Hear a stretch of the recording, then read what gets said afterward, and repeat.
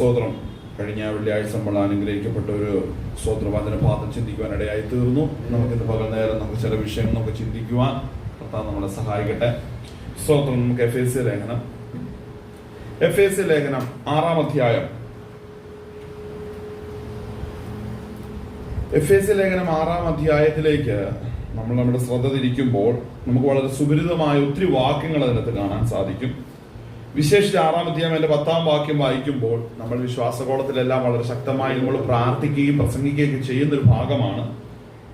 അത് ഇപ്രകാരം വായിക്കുന്നത്: ഒടുവിൽ കർത്താവിലും എന്നെ അമിത ബലത്തിനും ശക്തിപ്പെടുവിൻ, പിശാചിന്റെ തന്ത്രങ്ങളോട് എതിർത്ത് നിൽക്കുവാൻ കഴിയേണ്ടതിന് ദൈവത്തിന്റെ സർവായുധ വർഗം ധരിച്ചുകൊള്ളുവിൻ. നമുക്ക് പോരാട്ടമുള്ളത് ജഡരക്തങ്ങളോടുള്ള വാഴ്ചകളോടും അധികാരങ്ങളോടും ഈ അന്ധകാരത്തിന്റെ ലോകാധിപതികളോടും സ്വർലോകങ്ങളുടെ ദുഷ്ടാത്മ സേനയോടും അത്രേ. അതുകൊണ്ട് നിങ്ങൾ ദുർദിവസത്തിൽ എതിർക്കുവാനും സകലവും സമാപിച്ചിട്ട് ഉറച്ചു നിൽക്കുവാനും കഴിയേണ്ടതിന് ദൈവത്തിന്റെ സർവായുധ വർഗം എടുത്തുകൊള്ളുവിൻ. നിങ്ങളുടെ അരയ്ക്ക് സത്യം കെട്ടിയും നീതി എന്ന കവചം ധരിച്ചും സമാധാന സുവിശേഷത്തിനായുള്ള ഒരുക്കം കാലിന് ചെരുപ്പാക്കിയും എല്ലാറ്റിനും മീതെ ദുഷ്ടന് തീയമ്പുകളെ ഒക്കെയും കെടുക്കുവാൻ തക്കതായ വിശ്വാസം എന്ന പരിച എടുത്തുകൊണ്ട് നിൽക്കുവിൻ. രക്ഷ എന്ന ശിരസ്ത്രവും ദൈവവചനം എന്ന ആത്മാവിന്റെ വാളും കൈക്കൊള്ളുവിൻ. സകല പ്രാർത്ഥനയാലും യാചനയാലും ഏതു നേരത്തും ആത്മാവിൽ പ്രാർത്ഥിച്ചും അതിനായി ജാഗരിച്ചുകൊണ്ടും സകല വിശുദ്ധന്മാർക്കും എനിക്കും വേണ്ടി പ്രാർത്ഥനയിൽ പൂർണ്ണ സ്ഥിരത കാണിക്കുവിൻ. ഞാൻ ചങ്ങല ധരിച്ച് സ്ഥാനാധിപതിയെ സേവിക്കുന്ന സുവിശേഷത്തിന്റെ മർമ്മം പ്രാഗൽഭ്യത്തോട് അറിയിക്കുവാൻ എന്റെ വായ തുറക്കുമ്പോൾ എനിക്ക് വചനം നൽകപ്പെടേണ്ടതിന് ഞാൻ സംസാരിക്കേണ്ടും വണ്ണം അതിന്റെ പ്രാഗൽഭ്യത്തോടെ സംസാരിക്കേണ്ടതിനും പ്രാർത്ഥിക്കുവിൻ. നമുക്ക് വളരെ പരിചിതമായ ഭാഗമാണ് നമ്മൾ വായിച്ചത്. ഇന്ന് രാവിലെ ഞാൻ ദൈവസന്നിധിയിൽ നിന്ന് പ്രാർത്ഥിച്ചിരുന്നത് എന്താണ് ഇന്ന് നമ്മൾ സംസാരിക്കേണ്ടത് എന്ന് പ്രസംഗിക്കേണ്ടത് എന്നുള്ള വിഷയത്തെ കുറിച്ച് ദൈവസന്നിധിയിൽ നിന്ന് പ്രാർത്ഥിച്ചുകൊണ്ട് പരിശുദ്ധാത്മാവ് ചില വാക്യങ്ങൾ തന്നു. ഉടനെ ഞാൻ എഫേസ്യ ലേഖനത്തിലേക്ക് എന്റെ ശ്രദ്ധ തിരിച്ചു. എഫേസ്യ ലേഖനം നമ്മൾ കഴിഞ്ഞ കുറെ നാളായിട്ട് ഇതിന്റെ പല വാക്യങ്ങൾ വളരെ ശ്രദ്ധയോടെ നമ്മൾ വായിക്കുകയും പഠിക്കുകയും ചെയ്തുകൊണ്ടിരിക്കുകയാണ്. നമ്മുടെ വിശ്വാസത്തിന്റെ ആധാരം ദൈവത്തിന്റെ വചനമാണ്. വചനത്തിൽ നമ്മൾ നിലനിൽക്കുമ്പോൾ ദൈവം നമ്മുടെ ജീവിതത്തിന് ഉത്തരവാദിയായിരിക്കും. കർത്താവായ യേശുക്രിസ്തു നമ്മുടെ എല്ലാ വിഷയങ്ങൾക്കും കർത്താവിന്റെ കരസ്പർശം അതിൽ ഓരോ കാര്യത്തിലും ഓരോ മേഖലകളിലും ഓരോ ദിവസവും നമ്മൾ അനുഭവിക്കാൻ ഇടയായിത്തീരും. അങ്ങനെ ദൈവത്തിന്റെ സാന്നിധ്യം അനുഭവിക്കുന്ന നാം ഓരോരുത്തരും ഇന്ന് പകൽ നേരം ദൈവസന്നിധി വരുമ്പോൾ ശ്രദ്ധിക്കണം. നമ്മെ കുറിച്ച് ദൈവത്തിന്റെ പദ്ധതി എന്ന് പറഞ്ഞാൽ നമ്മൾ ഈ ലോകത്തിൽ ജയകരമായ ഒരു ജീവിതം നയിക്കണം. അപ്പോൾ നമുക്കൊരു പോരാട്ടം ഉണ്ട് എന്ന് നമ്മൾ ഇവിടെ കണ്ടു. ആ പോരാട്ടം ജഡരക്തങ്ങളോടല്ല, പിന്നെ എങ്ങനെയാണ്? വാഴ്ചകളോടും അധികാരങ്ങളോടും. അതൊന്ന് വായിച്ച അതിന്റെ പോരാട്ടമുള്ളത് ജഡരക്തങ്ങളോടല്ല, വാഴ്ചകളോടും അധികാരങ്ങളോടും ഈ അന്ധകാരത്തിന്റെ ലോകാധിപതികളോടും സ്വർലോകങ്ങളിലെ ദുഷ്ടാത്മസേനയോടും അത്രേ. വായിച്ചോ. അതുകൊണ്ട് നിങ്ങൾ ദുർദിവസത്തിൽ എതിർക്കുവാനും സകലവും സമാപിച്ചിട്ട് ഉറച്ചു നിൽക്കുവാനും കഴിയേണ്ടതിന് ദൈവത്തിന്റെ സർവായുധ വർഗം എടുത്തുകൊള്ളുവീൻ. ഇവിടെ ശ്രദ്ധിക്കേണ്ട ഒരു കാര്യം, ദൈവമക്കൾക്ക് പോരാട്ടം ഉണ്ട്. ദൈവമക്കളാണ് നമുക്ക് പോരാട്ടം തീർച്ചയായും ഉണ്ട്. ആമേൻ. കരങ്ങൾ ദൈവത്തെ ഒന്ന് മഹത്വപ്പെടുത്തിയാട്ടെ. ഹല്ലേലൂയ. ഇന്ന് പകൽ നേരം ഈ പോരാട്ടം എന്ന് പറയുമ്പോ പലപ്പോഴും പലരും ചെയ്യുന്നൊരു കാര്യം ഞാൻ പറയാം. ഈ വാക്യം എടുത്ത് പോരാട്ടം ഉണ്ടെന്ന് പറഞ്ഞ് നമ്മൾ കാണാത്ത അറിയാത്ത വിഷയത്തിലേക്ക് നമ്മളെ പോരാടാൻ ഇറക്കുന്ന പ്രസംഗങ്ങളും ശുശ്രൂഷകളുമാണ് മിക്കതും നമ്മൾ അനുഭവിച്ചിട്ടുള്ളത്. ഈ വാക്യം എടുക്കും, എന്നിട്ട് നമ്മൾ പ്രതീക്ഷിക്കാത്ത വിഷയത്തിലേക്ക് നമ്മളെ പോരാടാനായിട്ട് ഇറക്കുകയാണ്, ആഹ്വാനം നൽകുകയാണ് ചെയ്യുന്നത്. അത് തെറ്റല്ല. അത് ഓരോരുത്തരെ ദൈവത്തിന്റെ ആത്മാവ് നടത്തുന്ന പ്രകാരം അവരെ ശുശ്രൂഷിക്കട്ടെ. പക്ഷേ ഈ വാക്യങ്ങൾ ഞാൻ വായിക്കുമ്പോൾ എന്റെ ഉള്ളത്തോട് ഇടപെട്ടൊരു കാര്യം, യഥാർത്ഥത്തിൽ ഈ വാക്യം ഈ അധ്യായത്തിൽ എന്താണ് നാം മനസ്സിലാക്കണം. യഥാർത്ഥത്തിൽ ഈ വാക്യം എന്താണ് ഇവിടെ പൗലോസ് ഉദ്ദേശിക്കുന്നത്? യഥാർത്ഥം നമ്മൾ മനസ്സിലാക്കുന്ന പോരാട്ടം എവിടെയാണ്? ഈ പോരാട്ടം യഥാർത്ഥത്തിൽ നിൽക്കുന്നതെന്നാണ് നമ്മൾ ഗ്രഹിക്കേണ്ടത്.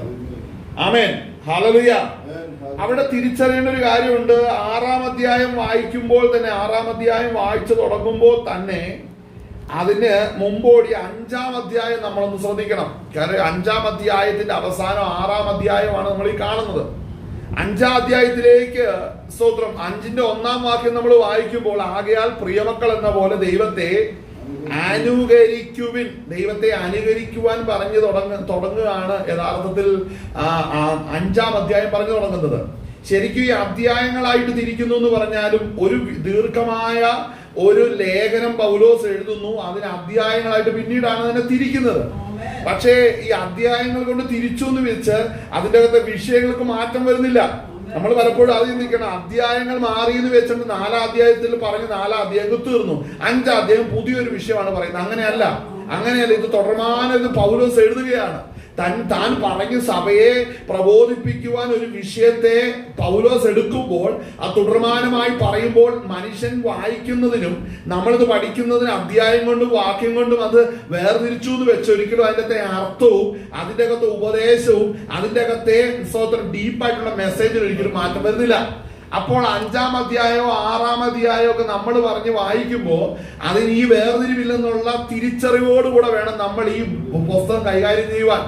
ഇല്ലെങ്കിൽ പണ്ട് നമ്മൾ സമുദായത്തിലായ സമയത്ത് ഒരു അധ്യായം വായിച്ചു എന്നുള്ള തൃപ്തി കൊണ്ടുപോയി എന്നാ ചോറ് നിന്ന് കിടന്നുറങ്ങുന്ന ആ ഒരു മാനസികാവസ്ഥ നമുക്കൊരു മാറ്റം വരണം. അതല്ല ശരിയായ വിധം. മനസ്സിലാക്കണം. ഒരു അധ്യായം വായിച്ച് നമ്മളത് ഇവിടെയും കേൾക്കുന്ന കാര്യമാണ്, വിശ്വാസി വരുമ്പോഴും കേൾക്കുന്നതാണ്, എല്ലാ ദിവസവും ഒരു അധ്യായമെങ്കിലും വായിക്കണം. പക്ഷെ അങ്ങനെയല്ല. നിങ്ങളൊരു പുസ്തകം തുറന്നാൽ അതിൻ്റെ അകത്ത് ആ ഗ്രന്ഥകർത്താവാകുന്ന പൗലോസ് ആത്മാവിൽ ഒരു വിഷയത്തെ കുറിച്ച് പറഞ്ഞിരിക്കുന്നത് ഗ്രഹിച്ചിട്ടാണോ നീ വായിക്കുന്നത് എന്നുള്ള ചോദ്യം നമ്മൾ ഇതിനോട് കൂടെ ചേർത്ത് വെക്കണം. ആമേൻ. അത് ഗ്രഹിക്കാതെയാണ് നമ്മൾ വായിക്കുന്നതെങ്കിൽ നമുക്കത് മനസ്സിലാകത്തില്ല. പക്ഷേ ഇവിടെ ശ്രദ്ധിക്കേണ്ട ഒരു കാര്യമുണ്ട്. ഈ പോരാട്ടം എന്നുള്ള വിഷയം നമ്മൾ ഇത് എടുത്തിരിക്കുന്നത് എവിടെയാണ്? നമുക്ക് ഒരു വിശുദ്ധന്റെ പോരാട്ടം ഏത് മേഖലയിലാണെന്നുള്ള വിഷയം നമ്മൾ ചിന്തിക്കേണ്ടത്. നമ്മൾ അവിടെ വായിക്കുമ്പോ അവിടെ സ്തോത്രം ഇവിടെ ശ്രദ്ധിക്കണം. 5-ാം അധ്യായത്തിന്റെ അകത്ത് പറയുന്നൊരു കാര്യമുണ്ട്. 5-ാം അധ്യായത്തിന്റെ അകത്ത് പലവിധ പാപ സ്വഭാവത്തെ കുറിച്ച് പറയുന്നുണ്ട്.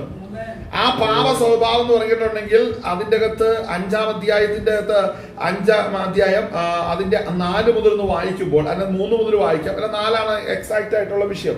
വായിക്കാൻ പറ്റുമോ? ദുർനടപ്പും യാതൊരു അശുദ്ധിയും അത്യാഗ്രഹവും നിങ്ങളുടെ ഇടയിൽ പേര് പറയുക പോലും അരുത്. കാര്യം അവിടെ ദൈവത്തിന്റെ പ്രിയമക്കളായി ദൈവത്തെ അനുകരിക്കണമെന്നുണ്ടെങ്കിൽ അനുകരിക്കുന്നവരുടെ ഇടയിൽ യാതൊരു ദുർനടപ്പിന്റെ പേര് കാണരുത്. ഒന്നാമത്തെ വിഷയം. അപ്പൊ വിശുദ്ധൻ എന്ന് പറഞ്ഞാൽ എന്താണ്? വിശുദ്ധൻ എന്ന് പറഞ്ഞാൽ അവൻ വ്യക്തിപരമായ ജീവിതത്തിൽ വിശുദ്ധി സൂക്ഷിക്കണം. അവൻ വിശുദ്ധന്മാർ അടുക്കൽ വരുമ്പോൾ തമ്മിലിരിക്കുമ്പോൾ അവരുടെ ഇടയിലും ഈ വകയിലുള്ള യാതൊരു അശുദ്ധി സംസാരിക്കരുത്. അതാണ് ആ വിശുദ്ധി കൊണ്ട് അർത്ഥമാക്കുന്നത്. അപ്പൊ 5-ാം അധ്യായം ഇവിടെ പൗലോസ് പറഞ്ഞു വരുന്ന വിഷയം വിശുദ്ധന്മാരാണ് നാം എല്ലാവരും. അങ്ങനെ നമ്മൾ വിശുദ്ധൻ വ്യക്തിപരമായ ജീവിതത്തിൽ വിശുദ്ധി നമ്മൾ ദൈവത്തെ അനുകരിക്കണം. അത് വ്യക്തിപരമാണ്. സാമൂഹികമായിട്ട് എല്ലാവരുടെ കളക്റ്റീവായിട്ട് നമുക്ക് കർത്താവിനെ അനുകരിക്കാൻ കഴിയത്തില്ല. കർത്താവിനെ അനുകരിക്കാൻ കഴിയുന്നത് വ്യക്തിപരമാണ്. എനിക്ക് കർത്താവിനെ അനുകരിക്കാൻ എനിക്കേ കഴിയത്തുള്ളൂ. നിങ്ങളെ ആരെയും നിർബന്ധിപ്പിച്ച് കർത്താവിന്റെ ഭാവം വരുത്താൻ എനിക്ക് കഴിയത്തില്ല. അപ്പോൾ നിങ്ങൾ ദൈവസന്നിധിയിലുള്ള സമർപ്പണവും വിശ്വാസവുമാണ് നിങ്ങളെ ക്രിസ്തുവിന്റെ അനുകാരികളാക്കി അല്ലെങ്കിൽ അനുയായികളാക്കി തീർക്കുന്നത്. ക്രിസ്തുവിന്റെ ഭാവമുള്ളവരാക്കി തീർക്കുന്നത് വ്യക്തിപരമാണ് ദൈവത്തെ അനുകരിക്കുക എന്നുള്ള ഉത്തരവാദിത്തം. അപ്പോൾ ഈ വിഷയം ശ്രദ്ധിക്കുമ്പോൾ അവിടെ പറയുന്നു നിങ്ങളുടെ ഇടയിൽ യാതൊരു ദുർനടപ്പോ അശുദ്ധിയൊന്നും ഉണ്ടാകരുത്. അടുത്ത വായിച്ചേ. കണ്ടോ, അവിടെ പൗലോസ് പറയുന്നതാണ് എന്താണ് ഈ വിശുദ്ധന്റെ ഒരു ഡിവോട്ടഡ് പേഴ്സന്റെ, ഒരു ഭക്തനായ ഒരു വ്യക്തി, വിശുദ്ധനായ വ്യക്തി, ഒരു സെയിന്റ്. ആ വിശുദ്ധൻ എങ്ങനെയാണ് അവന്റെ വിശുദ്ധി സൂക്ഷിക്കുന്നത്? അവരുടെ ഇടയിൽ അനാവശ്യ കാര്യങ്ങൾ സംസാരിക്കുകയില്ല എന്നാണ്. അപ്പോൾ ഒരു കാര്യം ശ്രദ്ധിക്കണം, നമ്മൾ ശ്രദ്ധിക്കണം, നമ്മുടെ ഇടയിൽ സംസാരത്തിന് എടുക്കുന്ന വിഷയത്തെ വളരെ ശ്രദ്ധയോടെ കൈകാര്യം ചെയ്യണം കേട്ടോ. നമ്മളുടെ വ്യക്തിപരമായ താല്പര്യം സൂക്ഷിക്കുവാൻ നമ്മൾ ചില വിഷയങ്ങൾ എടുത്തിടുമ്പോൾ ഈ വിഷയം സംസാരിച്ച് എൻ്റെ സഹോദരൻ അല്ലെ രക്ഷയ്ക്കായിട്ട് വിളിക്കപ്പെട്ട ഒരു സഹോദരൻ എൻ്റെ ഈ വാക്കിനാൽ അവൻ മലിനപ്പെടുവോ എന്നുള്ള തിരിച്ചറിവുണ്ടാകണം നമ്മളുടെ ജീവിതത്തിലും. ആമേൻ. കരങ്ങൾ ഉദ്യോഗത്തിന് മഹത്വപ്പെടുത്തിയാട്ടെ. ഹല്ലേലൂയ. അപ്പോൾ നമുക്ക് ഒരു തിരിച്ചറിവുണ്ടാകണം. ഞാൻ ഈ വിഷയം എടുത്ത് സംസാരിച്ചാൽ ഇതിന്റെ അകത്ത് അടങ്ങിയിരിക്കുന്ന വിഷയങ്ങൾ എനിക്ക് കുഴപ്പമില്ലായിരിക്കും, പക്ഷെ എന്നെ കേൾക്കുന്ന വ്യക്തിക്ക് ഇത് ഇടർച്ചയാകുന്നുവോ എന്നുള്ളത് ചിന്ത വേണം. മനസ്സിലാക്കണം, നിനക്ക് വിശുദ്ധി നഷ്ടപ്പെട്ടിട്ടില്ലെങ്കിലും ബലഹീന വിശ്വാസി ഉണ്ട്. ബലഹീന വിശ്വാസി എന്ത് ചെയ്യണം? അവൻ ബലഹീനനായി ഇരിക്കുന്നു എന്നുള്ള തിരിച്ചറിവോടുകൂടെ വേണം കാര്യങ്ങൾ ഡീല് ചെയ്യുവാനായിട്ട്. നീ ഒരുപക്ഷെ ഒരു പ്രവൃത്തി ചെയ്തിട്ട് പോകുമ്പോഴും എന്റെ മനസാക്ഷി കുത്തുകയോ നിനക്ക് ഭാരപ്പെടൊന്നും തോന്നത്തില്ല. പക്ഷെ ഇത് കേട്ട് നിന്റെ അടുത്തിരിക്കുന്ന വ്യക്തി മനസ്സ് ദുഃഖിച്ച് ഭാരപ്പെടുന്നുണ്ടെങ്കിൽ അവൻ നിമിത്തം നീ ഇത് ഉപേക്ഷിക്കണം. മനസ്സിലാക്കണം. വായിച്ചാട്ടെ. ചീത്ത ചീത്തത്തരം, ആ. പൊട്ടച്ചൊൽ, ആ. കളിവാക്ക്, ആ. ഇങ്ങനെ ചേർച്ചയല്ലാത്തവ ഒന്നും അരുത്. ഇവിടെ ശ്രദ്ധിക്കണം, ഇത് ചേർച്ചയല്ല, ഇത് നമ്മുടെ ജീവിതത്തിൽ കൊള്ളാത്തതാണ്. വിശുദ്ധന്മാരുടെ ജീവിതത്തിൽ ഈ പറയുന്ന കാര്യങ്ങളൊന്നും കൊള്ളത്തില്ല. ശ്രദ്ധിക്കേണ്ട ഒരു വളരെ പ്രധാനപ്പെട്ട കാര്യമുണ്ട്. എന്തൊക്കെയാണ് അവിടെ വായിക്കുന്ന കാര്യങ്ങൾ? ഏതൊക്കെയാണ്? ഒന്നും കൂടെ വായിച്ചാൽ ലിസ്റ്റ് ഒന്നും കൂടെ. ചീത്തത്തരം, പൊട്ടച്ചൊൽ, ആ, കളിവാക്ക്, ആ, ഇങ്ങനെ ചേർച്ചയല്ലാത്തവ ഒന്നും അരുത്. വ്യക്തം ഇച്ചിരി കൂടെ അടിവര ഇട്ട് പറഞ്ഞാൽ യാക്കോബിനോട് വെച്ച് യാക്കോബ് പറയും, മകനെ നിന്റെ നാക്ക് കൊണ്ടുള്ള അഭ്യാസം കണ്ടോ, നാവ് കൊണ്ടുള്ള അഭ്യാസം അല്ലേ? ശ്രദ്ധിക്കണം, നാവ് കൊണ്ടുള്ള അഭ്യാസം. ഈ 3 വിഷയവും നാവ് കൊണ്ടാണ്. അതുകൊണ്ടാണ് യാക്കോബ് പറഞ്ഞ, മകനെ നിന്റെ നാവിന് നീ കടിഞ്ഞാൻ ഇട്ടാൽ നിന്റെ ശരീരം മുഴുവനും നീ നിയന്ത്രിക്കാൻ തക്കവണ്ണം നീ ഒരു പൂർണ്ണനായി തീരുകയാണെന്ന് അർത്ഥമുള്ള വാക്യങ്ങൾ യാക്കോബിന്റെ ലേഖനത്തിൽ കാണാൻ കാരണം, നാവിന് നിയന്ത്രണം വരുത്തുന്ന ഒരു വ്യക്തിയെ സംബന്ധിച്ച് അവന്റെ ജീവിതം ജയിക്കും.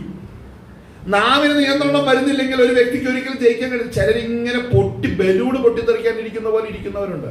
അവർക്ക് ഒരിക്കലും അവരുടെ നാവിനെ നിയന്ത്രിക്കാൻ കഴിയും. അവരുടെ ഉള്ളിൽ വരുന്ന വൈരാഗ്യവും ദേഷ്യവും അമർഷവും സംസാരിക്കാൻ വേണ്ടിയിരിക്കും. എന്നിട്ട് അവര് പിന്നെ പൂച്ചയിരിക്കുന്ന പോലെ ഇരിക്കും ചെയ്ത്. 2 സ്വഭാവമുള്ളവരുണ്ട്, വിശ്വാസകോളത്തിലുണ്ട്. കാര്യത്തോടെ എടുത്തു കഴിഞ്ഞിട്ടുണ്ടെങ്കിൽ പൊട്ടിത്തെറിക്കും, അല്ലെങ്കിൽ പൂച്ചയിരിക്കുന്ന പോലെ ഇരിക്കും. നീ മനസ്സിലാക്കണം, നിന്റെ സ്വഭാവം വെളിപ്പെട്ടത് എവിടാന്നറിയാവോ? മണ്ണ് വാരി ഇടുമ്പോഴറിയാം നീ ചേരയാണോ മൂർഖനാണോ എന്ന്. ഇതുപോലെ നിന്റെ ജീവിതത്തിൽ ഇതുപോലെ ഓരോ സാഹചര്യങ്ങൾ വരുമ്പോഴാണ് നിന്റെ വായിലെ വാക്കുകൾ കൊണ്ട് അറിയാം നീ ആരാണെന്നുള്ളത്. അപ്പോൾ വായിലെ വാക്കുകൾ നിയന്ത്രിക്കണമെന്നുണ്ടെങ്കിൽ നമ്മൾ ഇവിടെ ശ്രദ്ധിക്കണം, നമ്മളിൽ അഭിഷേകം ദൈവഭാഗമുണ്ട് അല്ലേ? അവിടെ വായിക്കുന്ന എങ്ങനെ? അതിന്റെ 30-ാം വാക്യം, 4:30 വായിക്കും. നമ്മൾ എല്ലാ ആഴ്ചയും വായിക്കുന്ന വാക്യം 4:30 അല്ലേ? എഫേസ്യർ 4:30 തന്നെ വായിച്ചേ. ആ, അവന്റെ ശരീരത്തിന്റെ 4:30 എഫേസ്യ ലേഖനം 4-ാം അധ്യായം 30-ാം വാക്യം. ദൈവത്തിന്റെ പരിശുദ്ധാത്മാവിനെ ദുഃഖിപ്പിക്കരുത്. നിങ്ങൾക്ക് വീണ്ടെടുപ്പ് നാളിനായി അടുത്ത വാക്യം, എല്ലാ കയ്പും കോപവും ക്രോധവും കുറ്റാരവും ദൂഷണവും സകല ദുർഗുണവുമായി നിങ്ങളെ വിട്ട് ഒഴിഞ്ഞു പോകട്ടെ. ഇതെല്ലാം നാവ് കൊണ്ടുണ്ടാകുന്ന പ്രശ്നമാണ്. എന്താണ്? കയ്പ് എവിടുന്ന? കോപം എവിടുന്ന? അടുത്തത് വളരെ നാവ് കൊണ്ടുള്ള പ്രശ്നം, ക്രോധം, കുറ്റാരവം, ദൂഷണം. ഇതൊക്കെ നാക്കൊണ്ടുള്ള കളിയല്ലേ? അപ്പൊ നാവിന്റെ വിഷയം വലിയ വിഷയം തന്നെയാണ്. നാവിന്റെ വിഷയം വളരെ വിഷയം. അപ്പൊ നിന്റെ നാവിന്റെ വായിലെ നാവ് കൊണ്ട് തന്നെ പരിശുദ്ധാത്മാവിനെ ദുഃഖിപ്പിച്ചു. നിനക്ക് വീണ്ടെടുപ്പ് ഉണ്ടാകത്തില്ലെന്നും മാത്രമല്ല, 5-ാം അധ്യായത്തിലേക്ക് നീ ഈ അവസ്ഥയിൽ 5-ാം അധ്യായത്തിലേക്ക് കയറി ചെന്നാൽ എന്ത് സംഭവിക്കും?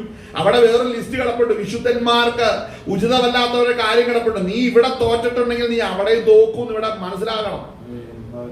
അപ്പോൾ തോറ്റുപോയവരാണെങ്കിൽ മറ്റുള്ളവർക്ക് ഇടർച്ച ഉണ്ടാക്കും. ശ്രദ്ധിക്കണം, ആത്മീക മേഖലയിൽ തോറ്റുപോയവരാണെങ്കിൽ, നാവിന് നിയന്ത്രണം ഇല്ലാതെ ഇരിക്കുന്നവരാണെങ്കിൽ നീ തോറ്റ വ്യക്തിയാണ്.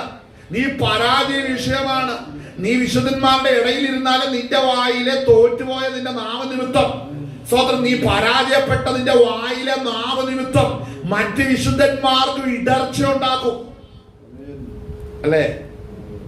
എന്താണ് അവിടെ വായിക്കുക? 5-ാം അധ്യായത്തിലേക്ക് വരുമ്പോൾ അപ്പോൾ മനസ്സിലാക്കേണ്ടത്, നിങ്ങൾ വീണ്ടെടുപ്പിൻ നാളിനായി മുദ്ര വെച്ചിരിക്കുന്ന പരിശുദ്ധാത്മാവ്. പരിശുദ്ധാത്മാവ് അകത്തുണ്ടെങ്കിൽ, പരിശുദ്ധാത്മാവ് പ്രാപിച്ചവരുടെ ഇടയിൽ എങ്ങനെയായിരിക്കണം? വിശുദ്ധിയോടെ നിൽക്കണം. ഇന്ന് മിക്ക സംഘടന മിക്ക ഇടത്ത് ചെല്ലുമ്പോൾ കുറ്റങ്ങളും ദോഷങ്ങളും ഇതും മാത്രമാണ് പലയിടത്തും പറഞ്ഞുകൊണ്ടിരിക്കുന്നത്. അങ്ങനെ ഉണ്ടാകരുത്. ആമേൻ. ആത്മാവിന്റെ നിലവാരം സൂക്ഷിച്ചു വേണം നമ്മൾ കാര്യങ്ങൾ കൈകാര്യം ചെയ്യുവാനായിട്ട്. ആമേൻ. ഹല്ലേലൂയ. 5-ാം അധ്യായത്തിൽ ഇത് നമ്മുടെ വിഷയം ഇതൊന്നും അല്ല, പക്ഷെ ഇവിടെ എല്ലാം തൊടേണ്ടതായിട്ട് വരുന്നു. നമ്മൾ വായിച്ച വിഷയം ആത്മീകർക്ക് പോരാട്ടമുണ്ടോ? ഉണ്ട്. അത് എവിടെയാണ് പോരാട്ടം ഉള്ളതെന്നാണ്. അപ്പോൾ നമ്മൾ കണ്ടു, നമ്മൾ 5-ാം അധ്യായത്തിൽ കണ്ടു, ഇതെല്ലാം നാവിനെ നിയന്ത്രണം ഇല്ലാത്ത വിഷയത്തെ കുറിച്ച് പൗലോസ് എഫെസസ് ലേഖനം എഴുതുമ്പോൾ പറയുകയാണ്. 5-ാം അധ്യായത്തിൽ പറയുകയാണ്, നാവിന് നിയന്ത്രണമില്ല. ഏതൊക്കെ മേഖലകളിൽ നിയന്ത്രണമില്ല? അവിടെ പറയാം, ദുർനടപ്പുകാരൻ, അശുദ്ധൻ, വിഗ്രഹാരാധി, ദ്രവ്യാഗ്രഹി. അതിന് മുമ്പ് 4-ാം അധ്യായം അങ്ങനെ ആകുന്നു വിശുദ്ധർക്ക് ഉചിതം. ചീത്തത്തരം, പൊട്ടച്ചൊൽ. ആ വാക്യം വായിച്ചേ. ഇതെല്ലാം വായിൽ നിന്നാണ്. പക്ഷെ ഈ കളിവാക്ക് വായിൽ നിന്നാണ്. ശ്രദ്ധിക്കണം, കളിവാക്ക് വായിൽ നിന്നാണ്. നിങ്ങളൊരു കാര്യം പറയുന്നതിന് മുമ്പേ നിങ്ങൾ ചിന്തിക്കുന്നുണ്ടോ ഞാൻ പറയാൻ പോകുന്ന വാക്ക് എന്താന്ന്? അപ്പോൾ അഭിഷേകം പ്രാപിച്ച വ്യക്തിക്കാണെങ്കിൽ ഈ തിരിച്ചറിവ് ദൈവത്തിന്റെ ആത്മാവ് കൊടുക്കും. നീ പറയുന്ന വാക്കിന്റെ അനന്തരം ഉണ്ടാകുന്ന പ്രതിസന്ധി എന്തായിരിക്കുമെന്ന് പരിശുദ്ധാത്മാവ് നിന്റെ ഹൃദയത്തിൽ വെളിപ്പെടുത്തും. പരിശുദ്ധാത്മാവ് ഇല്ലെങ്കിൽ എന്ത് സംഭവിക്കും? വായി തോന്നുന്നെല്ലാം പറഞ്ഞുകൊണ്ട് നടക്കും. അതെന്താ? ദൈവത്തിന്റെ ആത്മാവ് ഒത്തില്ല, അവനെ നിയന്ത്രിക്കുന്നില്ല, പരാജയപ്പെട്ടു. മനസ്സിലാവുന്നുണ്ടോ? അപ്പോൾ ഇന്ന് പകൽനേരം ഞാൻ നിങ്ങൾ പരീക്ഷയ്ക്കായിട്ട് ഒരുങ്ങുമ്പോ ഇതൊന്ന് തിരിച്ചറിയണം. ആമേൻ. ആളെ തിരിച്ചറിയണം. ശ്രദ്ധിക്കണം കേട്ടോ. ഒരു കാര്യം പറയണം, ആരും ചൂരവടിയായിട്ട് പുറകെ നടക്കാനില്ല. മനുഷ്യരെ പ്രതീക്ഷിക്കരുത്. ചിലരിങ്ങനെയാണ്, ഈ ബലഹീനരായ ചിലർ എന്നെ കാണിക്കുന്നത്, ഞാൻ പറയുമ്പോൾ ദൈവദാസൻ എന്നെ നിയന്ത്രിക്കും, അല്ലെ എന്റെ അപ്പൻ എന്നെ നിയന്ത്രിക്കും, അല്ലെ എന്റെ മകൻ എന്നെ നിയന്ത്രിക്കും, മകള് നിയന്ത്രിക്കും, നാട്ടുകാരെ നിയന്ത്രിക്കും. ആരും നിന്നെ നിയന്ത്രിക്കില്ല. നീ പരിശുദ്ധാത്മാവിലല്ല നിന്റെ കാര്യങ്ങൾ പണിതതെങ്കിൽ നീ പോകത്തിൽ ഇവിടെ കിടക്കും. ആളുകൾ ഇവിടെ കിടക്കും. ശ്രദ്ധിക്കണം, ഇവിടെ കിടക്കും. പലർക്കും വിഷയം എന്ന് പറഞ്ഞിട്ടുണ്ടെങ്കിൽ സ്തോത്രം ഇതുപോലെ ദൈവാത്മാവിന്റെ നിലവാരത്തിലുള്ള സ്തോത്രം പദ്ധതികളെ ഗ്രഹിക്കാൻ കഴിയാത്തത് കൊണ്ടാണ് പലരും പരാജയ വിഷയമായി പോകുന്നത്. ആമേൻ. ഒന്നും കൂടെ വായിച്ച വാക്യങ്ങൾ ഒന്നും കൂടെ വായിച്ച്.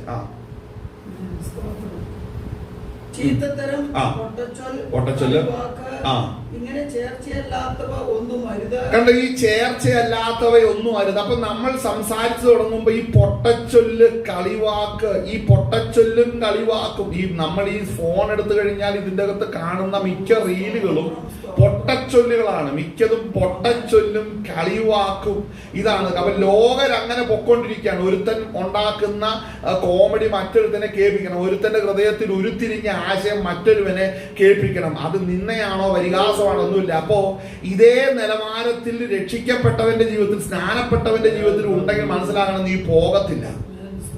പരിശുദ്ധാത്മാവിനാലാണ് നടത്തപ്പെടുന്നെങ്കിൽ പരിശുദ്ധാത്മാവ് നിന്റെ നാവിൽ ഇടപെടും. നീ പറയുവാൻ നിന്റെ മനസ്സിൽ തീരുമാനമെടുക്കുമ്പോൾ പരിശുദ്ധാത്മാവ് പറയാ, അരുത്, ഇത് വിശുദ്ധന്മാർക്ക് ഉചിതമല്ല. ശ്രദ്ധിക്കേണ്ട വിഷയം, ഇത് വിശുദ്ധന്മാർക്ക് ഉചിതമല്ല, ചേർച്ചയില്ലാത്തതാണെന്ന് വെളിപ്പെടും. ചിലർക്ക് മാനസിക നില തെറ്റിയാ നിൽക്കുന്നത്. അതാണ് വേറെ കുറെ പേരുടെ പ്രശ്നം. എന്നാന്ന് ചോദിച്ചു കഴിഞ്ഞാൽ ദൈവത്തിന്റെ ആത്മാവില്ല, ഈ ഉപദേശം എല്ലാം കേൾക്കുന്നുണ്ട്, അരുതെന്ന്. അത് ഇതും ദൈവത്തിന്റെ ആത്മാവിന്റെ കൃപയില്ലതാനും ഈ ഉപദേശം എല്ലാം കേട്ടിട്ട് വലഞ്ഞു പോകുന്ന കുറെ പേരും വിശ്വാസകോളത്തിലുണ്ട്. വലഞ്ഞു കിടക്കുകയാണ്. കാര്യം എന്താന്ന് ചോദിച്ചു കഴിഞ്ഞാൽ നീതിമാനായ ലോത്ത്, പക്ഷെ അവൻ വലഞ്ഞു പോയി. എന്നാ കാരണം? മനസ്സിലായി? ചിലത് ഇങ്ങനെയാണ്, ലോത്തിന്റെ അവസ്ഥയിൽ ഇങ്ങനെ പോകുന്നുണ്ട്. കാരണം വലഞ്ഞു കിടക്കുകയാണ്, വലഞ്ഞു കിടക്കും കേട്ടോ. അപ്പൊ ആത്മീയ ജീവിതത്തിലും വലച്ചിലുണ്ട് കേട്ടോ. എന്താ കാരണം എന്ന് ചോദിച്ചു കഴിഞ്ഞാൽ, നിനക്ക് അബ്രഹാമിന് ഇഷ്ടമാണ്, അബ്രഹാമിന്റെ ദൂതുകൾ ഇഷ്ടമാണ്, വാഗ്ദത്തം ഇഷ്ടമാണ്, അങ്ങനെ ഇഷ്ടം. പക്ഷെ നിനക്ക് സ്വതം വിടാൻ മനസ്സില്ല. നിനക്കിതെല്ലാം വേണം, പക്ഷെ നിന്റെ നാവിന്റെ നിയന്ത്രണത്തിന്, നിനക്ക് നാവിനെ നിയന്ത്രിക്കാൻ നിനക്ക് മനസ്സില്ല. അതിനെ കുത്തഴിച്ച് കിട്ടുന്നിടത്തൊക്കെ ചിരി കളിയുമായിട്ട് വേണം. മകനെ, നിന്നെ മുമ്പിൽ കെടാത്ത തീയുണ്ടെന്ന് മറന്നുപോകരുത്. മനസ്സിലാവും? കെടാത്ത തീ. ആമേ. സോദരൻ, പണ്ട് കാരണവന്മാരുടെ കടത്തി ചെല്ലുന്നു കഴിഞ്ഞിട്ടുണ്ടെങ്കിൽ, ഭൂമിയിൽ നിന്ന് മാറ്റപ്പെട്ടു പോയവരാണെങ്കിൽ അവര് പണ്ട് ജീവിച്ചിരുന്ന കാലഘട്ടത്തിൽ അവരുടെ ചെല്ലുമ്പോൾ എന്തെങ്കിലും പറഞ്ഞ്, ഒന്ന് പറഞ്ഞ്, രണ്ട് പറഞ്ഞ്, കുശലമായി, ചിരിയായി, കളിയായി, പൊട്ടത്തരമായി, പൊട്ടച്ചൊള്ളി, ഇതാണ് മക്കളെ പഠിപ്പിച്ചു കൊടുത്തത്. അവര് തമ്മിലിരുന്ന് കാരണവന്മാര് പറഞ്ഞിരിക്കുകയും ചെയ്യുന്നത് മക്കൾ കേൾക്കണം. പക്ഷെ കൃപയിലേക്ക് വരുമ്പോഴാണ് ഈ കാരണവന്മാര് തന്നെയും വിശുദ്ധന്മാരല്ലായിരുന്നു, പാപത്തിന് കീഴിലായിരുന്നു. അവരിൽ നിന്ന് എടുക്കുന്ന പല കാര്യം നിന്റെ ഉള്ളത്തിൽ കിടപ്പുണ്ട്. ഇത് പിശാച് എടുത്തുകൊണ്ട് നിന്റെ നാവിൽ തരുമ്പോൾ നീ കൃപയിൽ ആശ്രയിച്ച് അതിനെ ശാസിക്കണം. അങ്ങനെ തന്നെയാണോ പറയുന്നത്? നമുക്ക് 5-ാം അധ്യായം നമുക്കൊന്ന് വായിക്കാം. അതിനകത്ത് അങ്ങനെ തന്നെ കിടപ്പുണ്ട്. ഞാൻ ഈ പറഞ്ഞ അർത്ഥം വരുന്ന അതേ വിഷയം എടുത്ത് കിടപ്പുണ്ട്. തുടർന്നൊന്ന് വായിച്ചേ. സ്തോത്രമത്രേ വേണ്ടത്. ദുർനടപ്പുകാരൻ, അശുദ്ധൻ, വിഗ്രഹാരാധിയായ ദ്രവ്യാഗ്രഹി, ഇവർക്ക് ആർക്കും ക്രിസ്തുവിന്റെയും ദൈവത്തിന്റെയും രാജ്യത്തിൽ അവകാശമില്ല. കണ്ടോ? അപ്പൊ ഈ പൗലോസ് ഈ ലേഖനങ്ങളെല്ലാം പറയുന്നത് പരമപ്രധാനമായിട്ട് പറയുന്ന ഒരു കാര്യം, കുറെ പേർക്ക് ദൈവരാജ്യം നഷ്ടമാകാൻ പോവുകയാണ്. കുറെ പേർക്ക് ദൈവരാജ്യം നഷ്ടമാകാൻ പോവുകയാണ്. അവരാരാണെന്ന് വെച്ചാൽ പുറത്തുള്ളവരല്ല, സഭയ്ക്കകത്തുള്ളവർ, സംഘടനയ്ക്കകത്തുള്ളവരാണ്. അവരെന്തുകൊണ്ടാണ് പരാജയപ്പെടുന്നത്? അവർക്ക് ജീവിതത്തിൽ നിയന്ത്രണങ്ങളില്ലായിരുന്നു, വ്യക്തിപരമായി ദൈവമായിട്ട് ബന്ധമില്ലായിരുന്നു. ആമേൻ. അതുകൊണ്ട് ചിലർക്ക് ഈ ദൈവരാജ്യം നഷ്ടമാകാൻ പോവുകയാണ്. ഹല്ലേലൂയ. ചിലര് ഒരായുസ് മുഴുവൻ ഇരുന്ന് ഉറങ്ങി തീർക്കുന്നവരുണ്ട്. ചിലർക്ക് മയക്കോ ഉറക്കോ ക്ഷീണോ മാത്രമേ പറയാനുള്ളൂ. പക്ഷെ ഒരു കാര്യം മനസ്സിലാക്കണം, നീ പരാജയമാണെങ്കിൽ സ്വർഗരാജ്യത്തിൽ പോകത്തില്ല. നീ ഇവിടെ ജാമ്യം എടുക്കുന്നത് മനുഷ്യരുടെ മുമ്പിലാണ് ജാമ്യം എടുക്കുന്നത്. എനിക്ക് പറ്റില്ല, അങ്ങനെ ഇങ്ങനെ, നിനക്ക് 100 എക്സ്ക്യൂസുകളേ ഉള്ളൂ. നിനക്ക് പറഞ്ഞ് മറ്റുള്ളവരുടെ മുമ്പിൽ ഒഴിഞ്ഞു പോകാൻ, മറ്റുള്ളവരുടെ രക്ഷപ്പെടാൻ വേണ്ടി നീ എടുക്കുന്ന ജാമ്യങ്ങളൊന്നും ദൈവ സന്നിധിയിൽ ആപ്ലിക്കബിൾ അല്ല കേട്ടോ. ശ്രദ്ധിക്കേണ്ട ഒരു കാര്യമാണ്. നീ എടുക്കുന്ന ജാമ്യങ്ങളൊന്നും ദൈവസന്നിധിയിൽ വിലപ്പോവുകയില്ല. നീ കുറ്റക്കാരനായിട്ടാണ് നിലനിൽക്കുന്നതെങ്കിൽ നീ ശിക്ഷിക്കപ്പെടും. ഈ ശിക്ഷയെ കുറിച്ചുള്ള ഗ്രാഹ്യം അകത്തേക്ക് കയറി കഴിഞ്ഞാൽ ഒരു പാപവും ചെയ്യത്തില്ല. മനസ്സിലാകുന്നുണ്ട്? ഇന്ന് സാത്താൻ ഇതുപോലെ സത്യം വിളിച്ചു പറയുന്നവരെ അപമാനിക്കുന്ന ഒരു രംഗത്തിലേക്ക് വരികയാണ്. കാര്യം ഈ അപമാനം അല്ലെങ്കിൽ ഈ പരിഹാസവും നിന്നയും പുറപ്പെടുവിക്കുമ്പോ അല്ലെങ്കിൽ പരിഹാസം പറയുന്ന ഒരു വ്യക്തി അവന്റെ നാവിനെ അയോഗ്യമായി ഉപയോഗിക്കുന്നുകൊണ്ടാണ് അവന് പരിഹാസം പറയാൻ കഴിയുന്നത്. അപ്പോൾ അവൻ എന്തിനെ പരിഹസിക്കുന്നു എന്നുള്ള ഗ്രാഹ്യമില്ലാത്തവൻ ഇവനോട് ചേർന്ന് പരിഹസിച്ചോണ്ടിരിക്കും. അതൊരു വലിയ കൂട്ടമായിരിക്കും. അത് ഈ ലോകത്തിന്റെ വ്യവസ്ഥയാണ്. പക്ഷെ അതൊന്നിനാലും ദൈവത്തിന്റെ സത്യത്തിന് മാറ്റം വരുന്നില്ല. മനസ്സിലാക്കണം. അപ്പോൾ ഒരു ഭക്തന്റെ ഉറപ്പെന്നാന്നറിയാവോ? ആകാശം മാറിയാലും ഭൂമി നീങ്ങിപ്പോയാലും ദൈവത്തിന്റെ വചനം ഒരു നാളും മാറുകയില്ലെന്ന് മനസ്സിലാക്കണം. നീയും ഞാനും പരുവക്കേടാന്ന് വെച്ചൊന്നും ദൈവത്തിന്റെ പദ്ധതി മാറുന്നില്ല. നീ നേരായില്ലെങ്കിൽ നീ പോകത്തില്ല, നീ ദൈവരാജ്യം പ്രാപിക്കത്തില്ല. ആമേൻ. എന്തിനാണ് സഭയ്ക്കകത്ത് ഇത് പറയുന്നത്? എന്തിനാണ് പൗലോസ് ഇങ്ങനെ ഒരു ലേഖനം എഴുതുന്നത്? വന്നിരുന്നവരെല്ലാം സ്വർഗരാജ്യത്തിൽ പോകുന്നുള്ള പ്രസംഗങ്ങളാ കേട്ടുകൊണ്ടിരിക്കുന്നത്. പക്ഷെ അതിന് ഘടകവിരുദ്ധമാണ് പൗലോസിന്റെ ലേഖനങ്ങൾ. വന്നിരിക്കുന്നവർ പോകത്തില്ലെന്നുള്ള ചൂണ്ടുവലകയെ കാണിക്കുന്നത്. പലരും പരാജയമില്ലാത്ത ഒരു വാക്യം പോലെ നേരെ വ്യാഖ്യാനിക്കാൻ കഴിയാത്തവരുണ്ട്. പരാജയമാണ്. കാരണം എന്നാണെന്നറിയോ? കാരണം ഈ പാപത്തിന് കീഴിൽ അവര് കിടക്കുകയാണ്. അവർക്ക് വിശുദ്ധന്മാർക്ക് ഉചിതമായത് ചെയ്യാൻ അറിയത്തില്ല. ആമേൻ. ആ ദൈവത്തിന് അനുകാരികളാകാൻ അറിയത്തില്ല. അവർ ദൈവത്താലുള്ള മാനത്തേക്കാൾ ലോകത്തിന്റെ മാനത്തെ അധികം സ്നേഹിക്കുന്നവരാണ്. അപ്പോൾ ഇതൊക്കെ ഇതിന്റെ അകത്തൊരു പ്രശ്നം തന്നെയാണ്. ആമേൻ. ഇത് ശ്രദ്ധിക്കുമ്പോൾ ഞാൻ ആദ്യം പറഞ്ഞു, ജയിക്കണം. എങ്ങനെ ജയിക്കണം? വ്യക്തമായിട്ട് 5-ാം അധ്യായത്തിൽ എഴുതി വെച്ചിട്ടുണ്ട്. നമ്മൾ വായിക്കുമ്പോൾ ആമേൻ അതിന്റെ 10-ാം വാക്യം മുതൽ വായിച്ചേ, അല്ലെങ്കിൽ 8 മുതൽ വായിച്ചോ. നമ്മൾ 8 മുതൽ വായിച്ചു. ഇവിടെ ശ്രദ്ധിക്കണം, രക്ഷിക്കപ്പെട്ട ദൈവകൃപയിലേക്ക് വരുന്ന സകല മനുഷ്യരോടും പറയാം, നിങ്ങൾ മുമ്പേ ഇരുളായിരുന്നു. ഇവിടെ ശ്രദ്ധിക്കണം, മുമ്പേ നിങ്ങൾ ഇരുളായിരുന്നു, വെളിച്ചമല്ലായിരുന്നു. കേട്ടോ? അംഗീകരിക്കുന്നുണ്ടോ? ചിലർക്ക് അത് പറയുമ്പോ ഭയങ്കര അങ്ങ് അഭിമാനക്ഷതവോ ഏതാണ്ട് മനസ്സിനങ്ങോട്ട് ഭയങ്കര ഞാനിപ്പോ എന്റെ ആയുസിന്റെ സിംഹഭാവവും ഞാനാണെങ്കിൽ നഷ്ടമായി പോയ കാലഘട്ടം തെറ്റായിരുന്നു എന്ന് വിശ്വസിക്കാൻ കഴിയാതെ സ്നാനപ്പെട്ട വിരുദ്ധന്മാരും ഉണ്ട്. മനസ്സിലാവുന്നുണ്ടോ? പോകത്തില്ല. ശ്രദ്ധിക്കണം, മരണം ഒരു യാഥാർത്ഥ്യമാണ്. നീ ചെയ്തത് ശരീരത്തിൽ ചെയ്ത് നല്ലതായാലും തീയതായാലും ഒത്തവണ്ണം പ്രാപിക്കുവാൻ നീ ചെല്ലുമ്പോഴാണ് നീ ചെയ്തതൊക്കെ അവിടെ വിത്ത് റെക്കോർഡ്സ് ഉണ്ട്. ഇപ്പോ ആരെങ്കിലും കാര്യം പറയുമ്പോൾ ആരുടെങ്കിലും പുറകിലിരുന്നോ ആരുടെങ്കിലും സ്വന്തം സഹായത്തോടു കൂടെ ഒളിഞ്ഞും മറഞ്ഞും ഒക്കെ ഈ ആയുസൊക്കെ നിനക്ക് തീർക്കാം. പക്ഷേ ഒരു മറവും ഒളിവുമില്ലാതെ നിൽക്കാൻ പോകുന്നൊരു ദിവസമുണ്ട്. നീ ചെയ്തതെല്ലാം നിന്റെ മുമ്പിൽ നിരത്തി വെക്കുന്ന ഒരു ദിവസമുണ്ട്.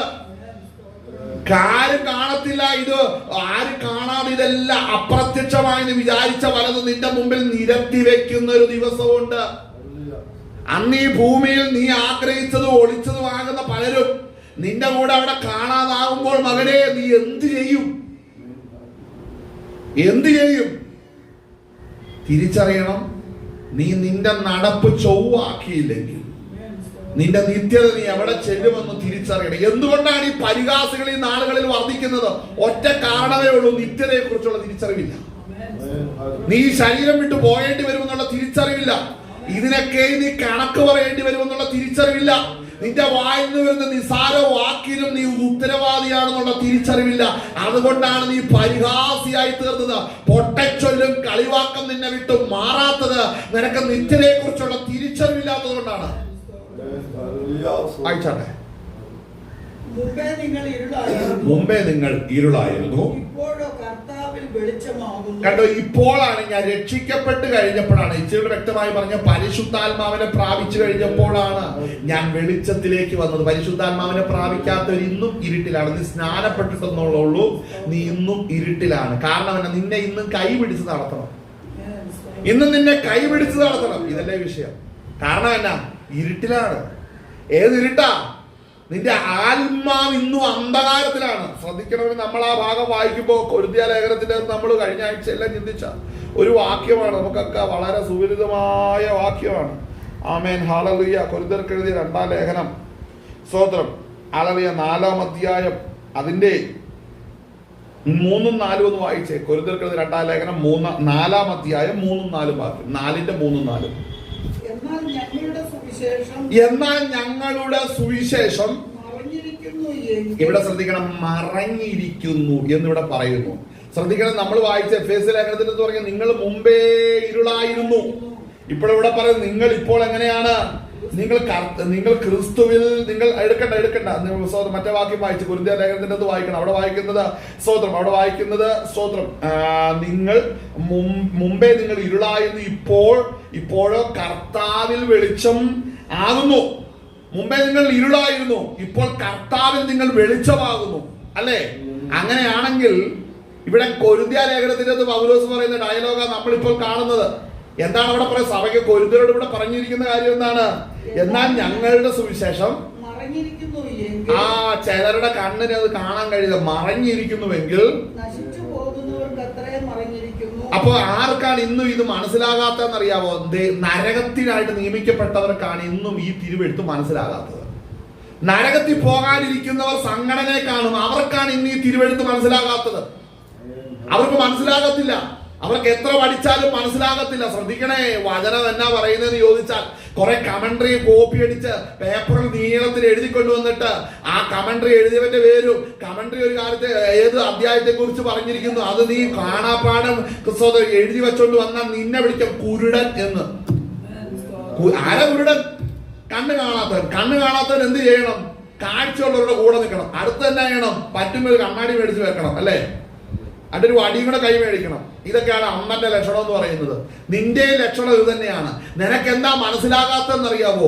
ഇന്ന് വർഷങ്ങളായിട്ടുണ്ട് എങ്ങനെയാണ് രക്ഷിക്കപ്പെട്ടതെന്ന് ചോദിച്ചാൽ അതിന് മറുപടി തരാൻ കഴിയാതെ എന്റെ വായിന്ന് കോപോ ശാഠ്യോ വരുന്നെന്നറിയാവോ? നീ ഇന്നും അന്ധകാരത്തിലാണ്.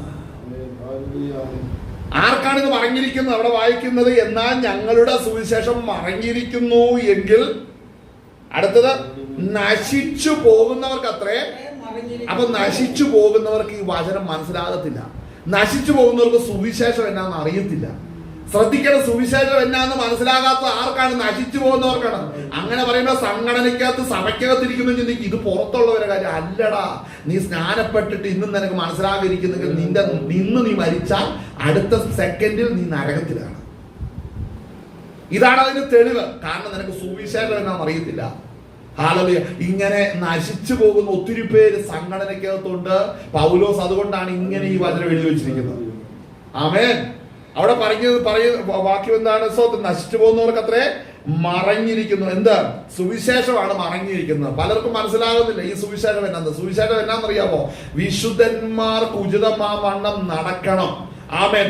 പൊട്ടച്ചൊല്ലും കളിവാക്കും എല്ലാ ജീവിതത്തിൽ നിന്നും മാറി വിശുദ്ധമായത് ദൈവത്തിന് പ്രസാദകരമായത് എന്തെന്ന് സുവിശേഷം ഗ്രഹിച്ചിരിക്കുന്നവർക്ക് അറിയാം. അവർ ഉയർത്തിപ്പിടിക്കുന്ന ആത്മീക നിലവാരത്തിന് വളരെ പ്രാധാന്യം നൽകും. ആ പ്രാധാന്യം നൽകി മുന്നേറുന്നവർക്ക് മാത്രമേ ദൈവരാജ്യം അവകാശമാവുകയുള്ളൂ. അത് ലഭിക്കാത്തവരാണ് അന്ധകാരത്തിന് കീഴിലിരിക്കുന്നത്. അല്ലേ? കൊരിന്ത്യ ലേഖനത്തിന്റെ വാക്യം തുറന്നു വായിച്ച അവിടെ വായിക്കുന്നത് ദൈവപ്രതിമയായ ക്രിസ്തുവിന്റെ തേജസ്സുള്ള സുവിശേഷം പ്രകാശനം അപ്പൊ നോക്കിയ തേജസ്സുള്ള പ്രകാശം അവിടെ വായിക്കുന്ന ദൈവത്തിന്റെ ദൈവപ്രതിമയായ ക്രിസ്തുവിന്റെ കണ്ടോ? അപ്പോൾ വെറും സുവിശേഷമല്ല, അത് തേജസ്സുള്ളതാണ്, വെളിച്ചമാണ്. ഈ വെളിച്ചം നമ്മുടെ ഹൃദയത്തിൽ വന്നാൽ നമ്മൾ പാപം ചെയ്യത്തില്ല. ഈ വെളിച്ചം നമ്മുടെ ജീവിതത്തിൽ വന്നിട്ടുണ്ടെങ്കിൽ നമ്മൾ ദൈവത്തോട് കൂടെ നടക്കും.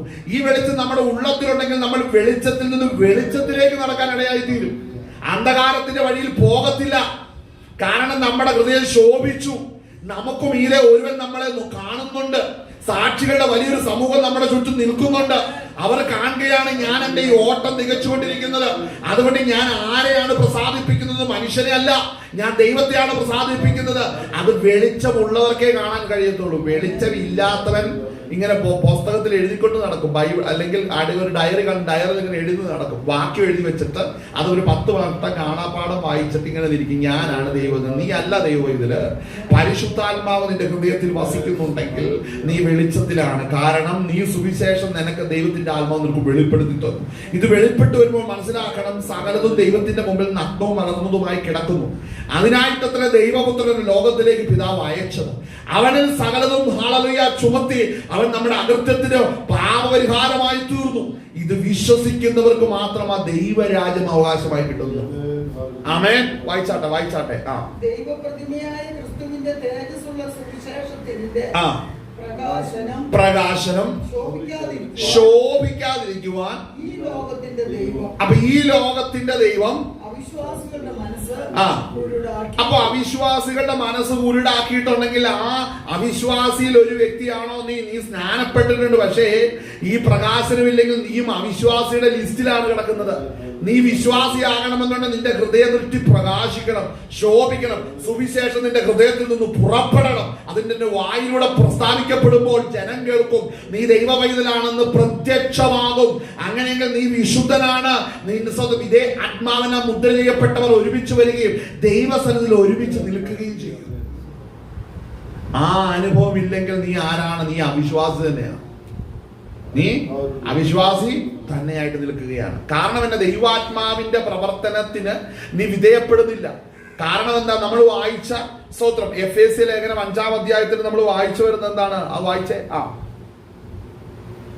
മുമ്പേ നിങ്ങൾ ഇരുളായിരുന്നു, ഇപ്പോഴോ കർത്താവിന് വെളിച്ചമാകുന്നു. 5:8 9-ാം വാക്യം. കർത്താവിന് പ്രസാദമായത് എന്തെന്ന് പരിശോധിച്ചുകൊണ്ട് വെളിച്ചത്തിലുള്ളവരായി നടന്നുകൊള്ളുകയും. അപ്പോ ഈ വിശുദ്ധ ജീവിതത്തിന്റെ ഏറ്റവും വലിയ പ്രാധാന്യം എന്നാണെന്നറിയാമോ? എന്തൊരു കാര്യം പരിശോധിക്കണം. പാപിയുടെ ലക്ഷണം എന്നാണെന്നറിയോ? ഒരു പരിശോധനയില്ല. മനസ്സിൽ തോന്നി എടുത്തിയാടി ചെയ്തു, മനസ്സിൽ തോന്നി എടുത്തിയാടി ചെയ്തു, മനസ്സിൽ തോന്നി എടുത്തിയാടി ചെയ്തു. വിശുദ്ധന്റെ പ്രത്യേകത എന്നാണെന്നറിയോ? പരിശോധിച്ച് ദൈവഹിതമാണെങ്കിൽ ചെയ്യും. അതാണ് വിശുദ്ധനും അശുദ്ധനും തമ്മിലുള്ള പ്രത്യേകത. വ്യത്യാസം ഇതാണ്. വിശുദ്ധന്റെ പ്രത്യേകത എന്താണ്? അവൻ പരിശോധിക്കും. ഇത് പറയണോ, ഇത് ചെയ്യണോ, ഞാൻ പോകണോ, ചെയ്യണോ, നിൽക്കണോ, ഇത് ദൈവത്തിൽ പ്രസാദകരമാണോ, ഇത് പരിശോധിച്ച് ചെയ്യുന്നതാണ് വിശുദ്ധൻ. മറ്റത് അങ്ങനെയല്ല. എനിക്ക് തോന്നുന്ന എല്ലാം ചെയ്യും. അതെല്ലാം ചെയ്തിട്ട് അതിന്റെ കൂടെ ഒരു പ്രാർത്ഥനയും കൂടെ കഴിക്കും. ഇതാണ് ദുഷ്ടന്റെ ഏറ്റവും വലിയ ലക്ഷണം. ഏറ്റവും ലക്ഷണം അവന് മനസ്സിൽ തോന്നിയതെല്ലാം ചെയ്തിട്ട് രാവിലെയും വൈകിട്ടും പ്രാർത്ഥനയാകുന്ന കുറ്റി മുമ്പിലും പുറകിലും ഇടും. അതല്ല വിശുദ്ധ ജീവിതം എന്ന് പറയുന്നത്. മനസ്സിലാക്കണം. അപ്പോ വിശുദ്ധ ജീവിതം എന്ന് പറഞ്ഞാൽ പരിശോധിക്കും. ദൈവത്തിന് ഹിതമായത് എന്താണെന്ന് പരിശോധിച്ച് അത് മനസ്സിലാക്കും. ആമേൻ. സോ ഓൺലൈനിൽ എന്നെ കാണുന്ന ആരെങ്കിലും ഉണ്ടെങ്കിൽ ശ്രദ്ധിക്കണം. എനിക്ക് നിങ്ങളെ കാണാൻ സാധിക്കത്തില്ല. ആരാണ് അറ്റൻഡ് ചെയ്യുന്നത് ഇവിടെ കാണുന്നില്ല. ഫേസ്ബുക്കിലുള്ളതുപോലെ കാണാൻ സാധിക്കത്തില്ല. പക്ഷെ ആരാണ് ഇത് അറ്റൻഡ് ചെയ്യുന്ന അവരുടെ എണ്ണം മാത്രമേ ഇവിടെ ഉള്ളൂ. അതുകൊണ്ട് സ്തോത്രം, ഹല്ലേലൂയ. എനിക്ക് നിങ്ങളുടെ പേര് ആരാണ് കാണാൻ കഴിയത്തില്ല. ഫേസ്ബുക്കിൽ ലൈവ് ആണെങ്കിൽ എനിക്ക് കാണാൻ സാധിക്കും. ഫേസ്ബുക്കിൽ ഒരു ആപ്ലിക്കേഷൻ വഴിയാണ് ഇത് കാണുന്നത്. ഓക്കെ, കർത്താവ് അനുഗ്രഹിക്കട്ടെ. ആ വാക്യം നമ്മൾ വായിച്ചാട്ടെ. നമ്മൾ വായിച്ച വാക്യം പ്രസാദമായത് എന്തെന്ന് പരിശോധിച്ചുകൊണ്ട് വെളിച്ചത്തിലുള്ളവരായി നടന്നുകൊള്ളുവിൻ. അപ്പൊ വെളിച്ചത്തിലുള്ളവരായി നടക്കണമെന്നുണ്ടെങ്കിൽ പരിശോധിക്കണം. എങ്ങനെ പരിശോധിക്കണം? നീ പരിശുദ്ധാത്മാവിന്റെ നിറവോടെ നീ പ്രാർത്ഥിച്ച് ദൈവകൃപയിൽ ഇരിക്കുമ്പോൾ പരിശുദ്ധാത്മാവ് നിന്റെ ഹൃദയത്തിൽ വെളിപ്പെടുത്തും മുമ്പിൽ പോകേണ്ടുന്ന വഴി ഏത്, എങ്ങനെയെന്ന്. സ്തോത്രം. ഇന്ന് ബഹുഭൂരിപക്ഷ സഭയ്ക്കകത്ത് നടക്കുന്ന സാധാരണ തലത്തിൽ നടക്കുന്ന എന്താണെന്നറിയാം? മനസ്സിൽ ഇന്നത് തോന്നി അത് ചെയ്തു, എന്നിട്ട് അതിന് പ്രാർത്ഥന ഞാൻ അത് ദൈവഹിതമാണെന്ന് പറഞ്ഞു വരുത്തുകയാണ് ചെയ്യുന്നത്. അങ്ങനെയല്ല, ഒരിക്കലും അങ്ങനെയല്ല. നമ്മൾ ദൈവത്തോട് ആലോചന ചോദിക്കണം. ദൈവത്തോട് ആലോചന ചോദിക്കുമ്പോൾ നമ്മൾ ദൈവത്തിൽ നിന്നും കേൾക്കാൻ സാധിച്ചിട്ടില്ലെങ്കിൽ നമ്മുടെ പോകുന്ന വഴികളിൽ തടസ്സങ്ങൾ നേരിടുമ്പോൾ അത് വളരെ ശ്രദ്ധയോടെ നമ്മൾ കരുതണം. ഹല്ലേലൂയ. വളരെ ശ്രദ്ധയോടെ നമ്മളത് കരുതണം. അപ്പോൾ അവിടെ നമ്മൾ പരിശോധിച്ച് നമ്മൾ അവിടെ മനസ്സിലാക്കണം. ഹല്ലേലൂയ. നമ്മളൊരു ഇതിന്റെ മാറ്റേണ്ട മറ്റൊരു ഭാഗം ഞാനൊന്ന് എടുത്തിട്ട് ഞാനിത് വായിച്ച് നമുക്ക് മടങ്ങി വരാം. സ്തോത്രം. ഹല്ലേലൂയ. നമ്മൾ അപ്പോസ്തല പ്രവൃത്തി സ്തോത്രം അതിന്റെ 16-ാം അധ്യായം 6-ാം വാക്യം വായിക്കാം. പൗലോസ് അപ്പോസ്തലൻ യാത്ര ചെയ്തപ്പോൾ അവിടെ വായിക്കുന്ന, അവൻ ആസ്യയിൽ വചനം പ്രസംഗിക്കരുത് എന്ന് പരിശുദ്ധാത്മാവ് വിലക്കുകയാൽ വചനം പ്രസംഗിക്കരുതെന്ന് പരിശുദ്ധാത്മാവ് വിലക്കുകയാൽ ഫ്രൂഗ്യയിലും ഗലാത്യ ദേശത്തിലും കൂടി സഞ്ചരിച്ചു. മുസ്യായിലെത്തി ബിഥുന്യയ്ക്ക് പോകുവാൻ ശ്രമിച്ചു. യേശുവിന്റെ ആത്മാവോ അവരെ സമ്മതിച്ചില്ല. കണ്ട, ഇവിടെ ശ്രദ്ധിക്കണം. പൗലോസ് ഇവിടെ പറയുന്ന കാര്യം ശ്രദ്ധിക്കണം. അവർ ആസിൽ വചനം പ്രസംഗിക്കരുതെന്ന് പരിശുദ്ധാത്മാവ് വിലക്കി. അപ്പോൾ അങ്ങനെ വിലക്കുകയാൽ ഫ്രുഗ്യയിലും ഗലാത്യ ദേശത്തിൽ കൂടി സഞ്ചരിച്ചു. മ്യൂസിയയിലെത്തി ബിഥുന്യയ്ക്ക് പോകുവാൻ ശ്രമിച്ചു. ശ്രദ്ധിക്കണം, ആദ്യം ആഗ്രഹിച്ച് പ്രസംഗിക്കാൻ തുടങ്ങിയപ്പോൾ ആ പ്രവൃത്തിയെ ബ്ലോക്ക് ചെയ്തു. രണ്ടാമത് അങ്ങോട്ട് പോകുവാനായിട്ട്, അതായത് മ്യൂസിയത്തിലെത്തി ബിദിനിക്ക് പോകുവാൻ ശ്രമിച്ചു. യേശുവിന്റെ ആത്മാവ് അവരെ സമ്മതിച്ചില്ല. മനസ്സിൽ ഭയങ്കര അസ്വസ്ഥത. പോകണ്ട എന്ന് മനസ്സിൽ ആലോചന കിട്ടി, പോയില്ല. നമ്മളാണെങ്കിൽ ഈ ആത്മാവില്ലാത്തവരാണെങ്കിലുണ്ടല്ലോ, അവര് കൂടെ എന്നിട്ട് പറയും, അങ്ങനെ അല്ലല്ലോ, നമ്മൾ ഇന്ന് ബിദിനിക്ക് പോകണമെന്ന് ഇന്നലെ വൈകിട്ടേ പറഞ്ഞിട്ടിരുന്നതല്ലേ. ശ്രദ്ധിച്ചോ, ഇതാണ് ഈ ആത്മാവില്ലാത്തവരെ കുറിച്ച് ഉണ്ടാകുന്ന വലിയ ഭയങ്കര ഒരു ശല്യം എന്ന് പറയുന്ന ഇതാണ്. അവർക്കിത് അറിയത്തില്ല, ദൈവത്തിന്റെ ആത്മാവ് നടത്തുന്ന കാര്യം അറിയത്തില്ല. അവര് പറയും, നമ്മൾ തലേ ദിവസം വരെ എല്ലാം പാക്ക് ചെയ്ത് റെഡിയാക്കി വെച്ചതല്ലേ, പിന്നെ ഇന്ന് രാവിലെ എഴുന്നേൽക്കുമ്പോ പോകുന്നില്ലെന്ന് പറയുന്നതിന് അത് ശരിയല്ല കേട്ടോ, അതൊന്നും ആത്മീയമല്ല കേട്ടോ. ശ്രദ്ധിക്കണം കേട്ടോ, പിശാച് ആരിലൂടെ കടന്നു വരുന്നെന്ന് പറയാൻ പറ്റില്ല. അതുകൊണ്ട് ദൈവത്തിന്റെ പദ്ധതികളെ നമ്മൾ പരിശോധിച്ച് വേണം മനസ്സിലാക്കുവാൻ. നമ്മൾക്ക് നമ്മുടെ ചെവി കേൾക്കുന്നതെല്ലാം ദൈവഹിതമാണെന്ന് നമ്മൾ ഒരിക്കലും വിചാരിക്കരുത്. ഒന്നാമതൊരു കാര്യം പറയാം, ദൈവാത്മാവിൽ നടത്തപ്പെടുന്ന വ്യക്തി അഭിഷേകമില്ലാത്തവരുടെ വാക്ക് കേൾക്കരുത്. അഭിഷേകമില്ലാത്തവരുടെ വാക്ക് കേൾക്കരുത്. ഈ വിധത്തിൽ ദൈവാത്മാവിന്റെ ആലോചന ഗ്രഹിക്കാൻ പദ്ധതിയില്ലാതെ നിൽക്കുന്നവരെ നമ്മൾ കൂടുതൽ കൊണ്ടുപോകരുത്. വഴികൾക്ക് എപ്പോഴും ഒരു തടസ്സമായിട്ട് തീരും. ആമേൻ. വായിച്ചാട്ടെ, നമ്മൾ വായിച്ചാട്ടെ. അവർ മുസ്യ കടന്ന് ത്രോവാസിലെത്തി. അവിടെ വെച്ച് പൗലോസ് രാത്രിയിൽ മക്കദോന്യക്കാരനായ ഒരു പുരുഷൻ അരികെ നിന്നു, നീ മക്കദോന്യക്ക് കടന്നു വന്നു ഞങ്ങളെ സഹായിക്കുക എന്നു തന്നോട് അപേക്ഷിക്കുന്നതായി ദർശനം കണ്ടു. ദർശനത്തിന്റെ അകത്തൊരു കാഴ്ച കണ്ടു. അത് പ്രകാരമാണ് പിന്നെ പോകുന്നത്. അപ്പൊ ദർശനം കാണാത്തവരോ അതൊക്കെ ചുമ്മാ പേക്കിനാവ് കണ്ടതാടാ, നീ ഇന്നലെ എന്നാ കണ്ടിട്ടാ കിടന്നേ, നീ ഇന്നലെ എന്നാ കണ്ടിട്ടാ നീ പോയി നീ എന്ത് ചിന്തിച്ചാ കിടന്നേ, അങ്ങനെ കണ്ടതാ. മനസ്സിലാവുന്നുണ്ടോ? ഇതാണ് ആത്മാവില്ലാത്തവരുടെ അടയാളം. അവര് ദൈവാത്മാവിലല്ല നടത്തപ്പെടുന്നത്. അങ്ങനെയുള്ളവരെ വിട്ടൊഴിയണം. കാര്യം അവരെപ്പോഴും വിശുദ്ധന്മാർക്ക് ഇടർച്ച വരുത്തും. ഹല്ലേലൂയ. അതുകൊണ്ട് വളരെ ശ്രദ്ധിക്കണം. നമുക്ക് മടങ്ങി വരാം. ഇതൊക്കെ പറയുന്നത് എന്തുകൊണ്ടാണ്? ഈ പോരാട്ടം എവിടെയാന്ന് ചോദിച്ചാൽ ഇതൊക്കെ പോരാട്ടത്തിന്റെ പല ഫീൽഡുകളാണത്. ആണ് സ്തോത്രം. നമ്മളെ ചിന്തിക്കും 5-ാം അധ്യായത്തിൽ നമ്മൾ ചിന്തിച്ചൊന്ന് തുടർന്ന് വായിച്ച മറ്റൊരു വിഷയത്തിലേക്ക് പറയാനാണ്. ആമേൻ. ഇതിനെ ജയിക്കാൻ എന്നാ ചെയ്യണം? അതാണ് നമ്മൾ വായിച്ചു വരുന്നത്. കർത്താവിന് പ്രസാദമായത് എന്തെന്ന് പരിശോധിച്ചുകൊണ്ട് വെളിച്ചത്തിലുള്ളവരായി നടന്നു. കണ്ടോ, വെളിച്ചത്തിലുള്ളവരായി നടക്കണം. അപ്പോൾ എന്തുകൊണ്ടാണ് അവിടെ വായിക്കുക? മുമ്പേ നിങ്ങൾ ഇരുളായിരുന്നു. അപ്പോൾ ഇരുളിൽ നടന്ന സമയത്ത് എങ്ങനെയായിരുന്നു? മനസ്സിൽ തോന്നുന്ന വഴികളിലെല്ലാം നടന്നു, ചിന്തിച്ചു, പ്രവർത്തിച്ചു, അതിൽ തൃപ്തി അടങ്ങി നിന്നു.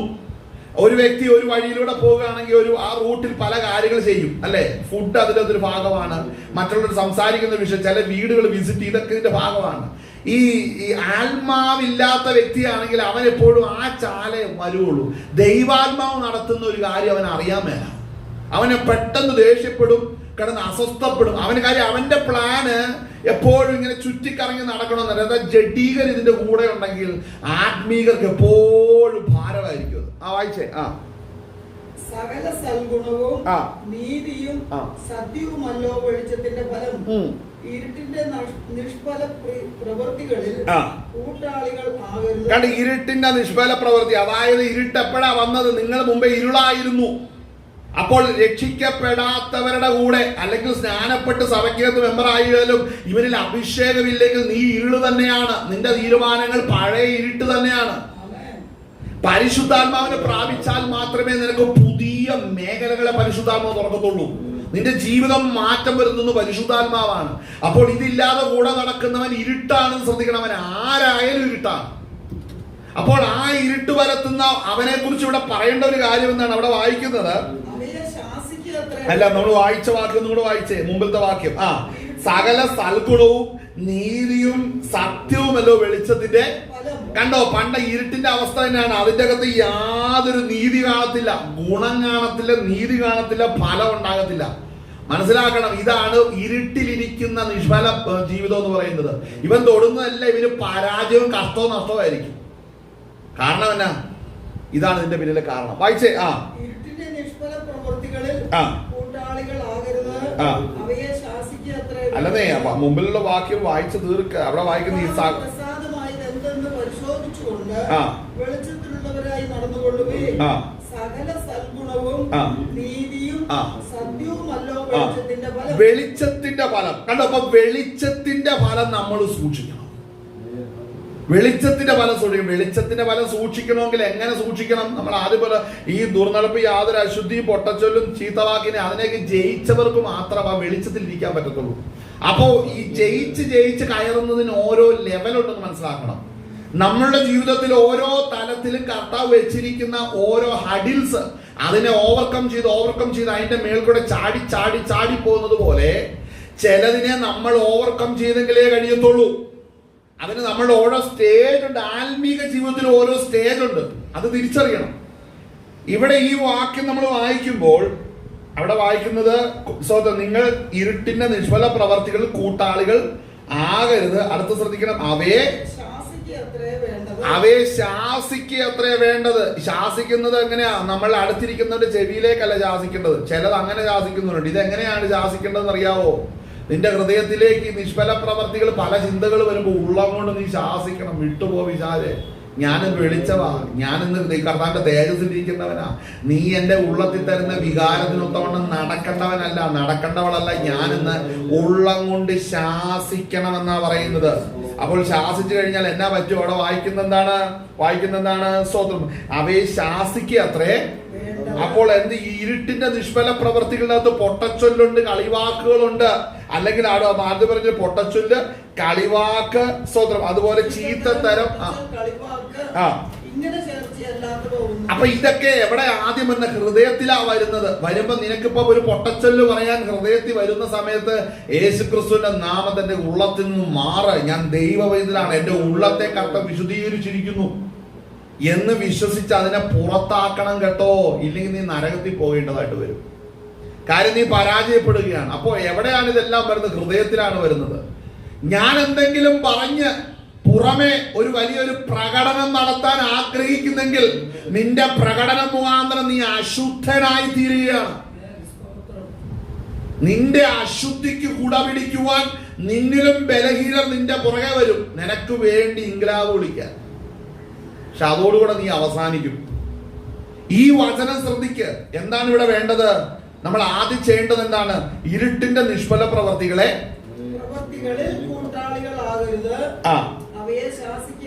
അപ്പൊ ഇരുട്ടിന്റെ നിഷ്ഫല പ്രവർത്തി എന്ന് പറഞ്ഞാൽ നീ രക്ഷിക്കപ്പെടുന്നതിന് മുമ്പ്, സ്നാനപ്പെടുന്നതിന് മുമ്പ്, അഭിഷേകം പ്രാപിക്കുന്നതിന് മുമ്പ് നിനക്ക് എന്തൊക്കെ സ്വഭാവം ഉണ്ടായിരുന്നു, അത് ഇന്ന് നിന്റെ സ്വഭാവത്തിലും നിന്റെ ചിന്തയിലും ജീവിതത്തിലും കടന്നു വരുന്നതെല്ലാം ഇരുട്ടാണ്. മനസ്സിലായി കാണില്ല. ഒന്നും കൂടെ പറയാം. നീ രക്ഷിക്കപ്പെടുന്നതിന് മുമ്പ്, സ്നാനപ്പെടുന്നതിന് മുമ്പ്, ഇച്ചിരി കൂടെ വ്യക്തമായി പറഞ്ഞ അഭിഷേകം പ്രാപിക്കുന്നതിന് മുമ്പ് നിന്നിൽ എന്തൊക്കെ പാപ സ്വഭാവങ്ങൾ ഉണ്ടായിരുന്നു, നീ വെച്ചു പുലർത്തി നല്ലതാണെന്ന് കണ്ട് നീ തന്നെ പോറ്റി വളർത്തിയ നിന്റെ ഓരോ സ്വഭാവങ്ങളില്ലേ, ഇതേതെങ്കിലും ഒന്ന് നിന്റെ മനസ്സിലേക്ക് ഇന്ന് സ്നാനപ്പെട്ട് രക്ഷിക്കപ്പെട്ട് ദൈവകൃപയിലായിരിക്കുന്ന നിന്റെ ജീവിതത്തിൽ ഇന്നത്തെ ദിവസം വന്നാൽ അതാണ് നിന്റെ ജീവിതത്തിൽ ഇരുട്ടായിട്ട് വരുന്നത്. അതിന് നീ നിന്റെ ഹൃദയത്തിൽ നിന്ന് ശാസിക്കണം. ഒരു ഇന്റർനാഷണൽ പ്രവാചകൻ വന്ന് നിന്റെ തലേ കൈവച്ച് ഒരു ദൂതും പറയണ്ട. നിനക്കറിയാം നിന്റെ പാപ സ്വഭാവം. അതിനോട് നീ തന്നെ ആത്മാവിൽ ബലപ്പെട്ട് അതിനെ ശാസിക്കണം. എന്തുകൊണ്ടാണെന്നറിയാവോ? അങ്ങോട്ടാ പറഞ്ഞു വരുന്നത്. വായിച്ചേ. അപ്പൊ എന്ത് സംഭവിക്കും? അവർ ഗൂഢമായി ചെയ്യുന്നത് പറയുവാൻ പോലും പറയുവാൻ പോലും ലജ്ജയാവുന്നു. നമ്മുടെയൊക്കെ മനസ്സിന്റെ ആഴത്തിലുള്ള കാര്യം ഒരു വലിയൊരു പേപ്പറിൽ എഴുതി അങ്ങോട്ട് ആ മനസ്സിലെ അതേ കളറിലും അതേ പ്രസൻസിലും അങ്ങ് എഴുതി വെച്ചാൽ മനുഷ്യരാരെങ്കിലും കണ്ടാൽ നിന്നെ അടുപ്പിക്കുവോ? നിന്റെ ഹൃദയത്തിലുള്ള അഴുക്ക് അതുപോലെ എടുത്ത് മറ്റുള്ളവർ കണ്ട നിന്റെ നിരൂപണങ്ങളും നിന്റെ ചിന്തകളും നിന്റെ തീരുമാനങ്ങളും എന്നാന്ന് അതുപോലെ മറ്റൊരുത്തും കണ്ട നിന്റെ അവസ്ഥ എന്തായി തീരുമെന്ന് ഓർത്തെ. എന്താണ് ഈ എഴുതി വെച്ച വാക്യം? ഒന്നും കൂടെ വായിച്ചേ. അവർ ഗൂഢമായി ചെയ്യുന്നത് നമ്മുടെ ഹൃദയത്തിലൊക്കെ ഉള്ളവരുടെ ഹൃദയത്തിലെ ഈ അഭിഷേകമില്ലാത്തവരുടെ ഹൃദയത്തിൽ പലതും ചെയ്യുന്ന, ഗൂഢമായി ചെയ്യുന്നത് പറവാൻ ലജ്ജയായ കാര്യങ്ങളാണ്. ഈ ബലഹീനർ എന്ന് പറഞ്ഞാൽ എന്നാന്നറിയാവോ? ചിലര് സ്വതന്ത്രം ആ ഹൃദയത്തിൽ എന്താണോ ഉള്ളത് അത് അതുപോലെ പോയി ചെയ്യുന്നവരാണ് ബലഹീനര്. മനസ്സിലാകുന്നുണ്ടോ? അത് വേറുള്ളവർ എന്ന് പറഞ്ഞാൽ അത് പ്രായമായതല്ലേ, അത് മറ്റെന്തെങ്കിലും വിഷയം കൊണ്ടല്ല, ഒന്നുമല്ല. കാരണം എന്താണെന്നറിയോ? നിന്റെ നല്ല സമയത്ത് നീ അഭിഷേകത്തിൽ നിറഞ്ഞ് നിന്റെ പാപ സ്വഭാവത്തെ ജയിച്ചില്ല. എന്തുകൊണ്ടാ വർഷങ്ങളായി പെന്തക്കോസിന്റെ അകത്തിരുന്ന് പ്രായമായി കഴിയുമ്പോൾ വായിൽ തെറി പറഞ്ഞ് ചാകുന്നറിയാവോ? നിന്റെ നല്ല കാലത്ത് നീ അതിനൊന്നും ജയിച്ചില്ല, അതിനെയൊക്കെ മാറ്റിയിട്ടു. ഈ വീടൊക്കെ അടിക്കുമ്പോഴേ ചിലരെന്നെ കാണിക്കുന്നറിയോ, ഈ പൊടിയും മണ്ണൊക്കെ ഉണ്ടെങ്കിൽ അത് അടിച്ചു വാരി സ്വതന്ത്രം അടിച്ചു കൂട്ടി അടിച്ചു വാരിക്കകത്ത് എടുത്ത് പുറത്തോട്ടേക്ക് കളയണം. അതാണ് ശരിയായ പ്രൊസീജിയർ. ചിലരെന്നറിയാം അടിച്ചു വാരി ഒരു മൂലയ്ക്ക് കൂട്ടിയിടും, ചിലര് ചവിട്ടിയുടെ അടിയിൽ കൂട്ടിയിടും, ചിലര് സോഫയുടെ അടിയിൽ കൂട്ടിയിടും. പക്ഷെ ഒരു കാര്യമുണ്ട്, ഇത് അടിച്ച് ഈ പണി കാണിച്ചിട്ട് പെട്ടെന്ന് നോക്കുമ്പോൾ നല്ല ക്ലീൻ ആയിട്ടാണ് ഇരിക്കുന്നത്. പക്ഷെ നീ ഒരു കാര്യം ചിന്തിക്കണം, സ്വതന്ത്രം എന്തെങ്കിലും ഈ പറയുന്ന ചവിട്ടിയോ ഏതെങ്കിലും ഫർണിച്ചർ അവിടുന്ന് മാറ്റുമ്പോഴറിയാം നീ ഇത്രയും വർഷം കൂട്ടി വെച്ചതെല്ലാം അവിടെ വെളിപ്പെടുന്നത്. ഇത് എപ്പോഴാണ് വെളിപ്പെടുന്നത്? ചിലർക്ക് വെളിപ്പെടുന്നത് ചാകാറാവുമ്പോഴാണ്. കാര്യം എപ്പോഴാണ് ചിലരുടെ വായിൽ നിന്നല്ല അത്രയും നാള് ഹൃദയത്തിൽ ഡിപ്പോസിറ്റ് ചെയ്ത് വെച്ചതൊക്കെ വായിൽ നിന്ന് വരുന്നത്. കാര്യം ജഡം ബലഹീനമായപ്പോൾ അകത്തൊന്നും നിൽക്കുന്നില്ല, എല്ലാം പുറത്തു വരികയാണ്. എന്തുകൊണ്ടാണ്? ആന്തരികമായ ഒരു സൗഖ്യം നീ ഇതുവരെ പ്രാപിച്ചിട്ടില്ല. ആന്തരികമായ ഒരു വിടുതൽ നിനക്ക് വന്നിട്ടില്ല ഇതുവരെ. ആന്തരികമായ വിടുതൽ നിനക്ക് വരണമെങ്കിൽ പരിശുദ്ധാത്മാവിന് കീഴ്പ്പെടണം. നീ പരിശുദ്ധാത്മാവിനോട് മറുതലിച്ച് നിന്റെ മോഹങ്ങളെല്ലാം നടത്തി ജീവിച്ചു. പക്ഷെ നിനക്ക് പിടി വീഴുന്നൊരു സമയവുമുണ്ട്. വായിച്ചേ. അവർ ഗൂഢമായി ചെയ്യുന്നത് പറയുവാൻ പോലും ലജ്ജയാവുന്നു. അവയെ ശാസിക്കുമ്പോഴോ സകലത്തെയും കുറിച്ച് വെളിച്ചത്താൽ ബോധം വരും. അതായത് എപ്പോഴാ ശാസിക്കുന്നേ? ഇത് വ്യക്തിപരമായിട്ട് ശാസിക്കണം കേട്ടോ. ഞാനൊരു കാര്യം പറയാം, നമ്മൾ വിശ്വാസകോളത്തിൽ ഓരോരുത്തരെ പിടിച്ചിരുത്ത് നന്നാക്കാൻ പോകണ്ട. അതിന്റെ ഒരുവൻ നന്നായിട്ടുണ്ടെങ്കിൽ അതും പുറത്തു വരും, ഒരുവൻ പരുവക്കേടാണെങ്കിൽ അതും പുറത്തു വരും. രണ്ടും പുറത്തു വരും എന്ന് മനസ്സിലാക്കിക്കോണം. നീ ക്രമം കെട്ടാണോ ജീവിക്കുന്നത്, അത് പുറത്തു വന്നിരിക്കും. കാര്യം എന്നാ, കുറെ നാള് ഈ അകത്ത് ക്രമീകരണം വരാതെ ഈ ക്ഷമിക്കുകയും ഏറ്റുപറയുകയും ഹൃദയത്തിൽ ആത്മാവിന്റെ സമാധാനമൊക്കെ കൈക്കൊള്ളാതെ ഇരിക്കുന്നവർ ഹൃദയത്തിൽ പകയും വൈരാഗ്യവും ദേഷ്യവും എല്ലാം ഹൃദയത്തിൽ ഇങ്ങനെ കൂട്ടിവെക്കും. എന്നിട്ട് ഇവന്റെ ജഡം ബലഹീനമാകുന്നുള്ളൂ, വായിന് തെറി പറഞ്ഞുകൊണ്ട് ഇരിക്കും. ദേഷ്യം ചെറിയ കാര്യത്തിന് വേണ്ടി പെട്ടെന്ന് പൊട്ടിത്തിരിക്കും. കാര്യം ആന്തരിക സൗഖ്യം നടന്നിട്ടില്ല.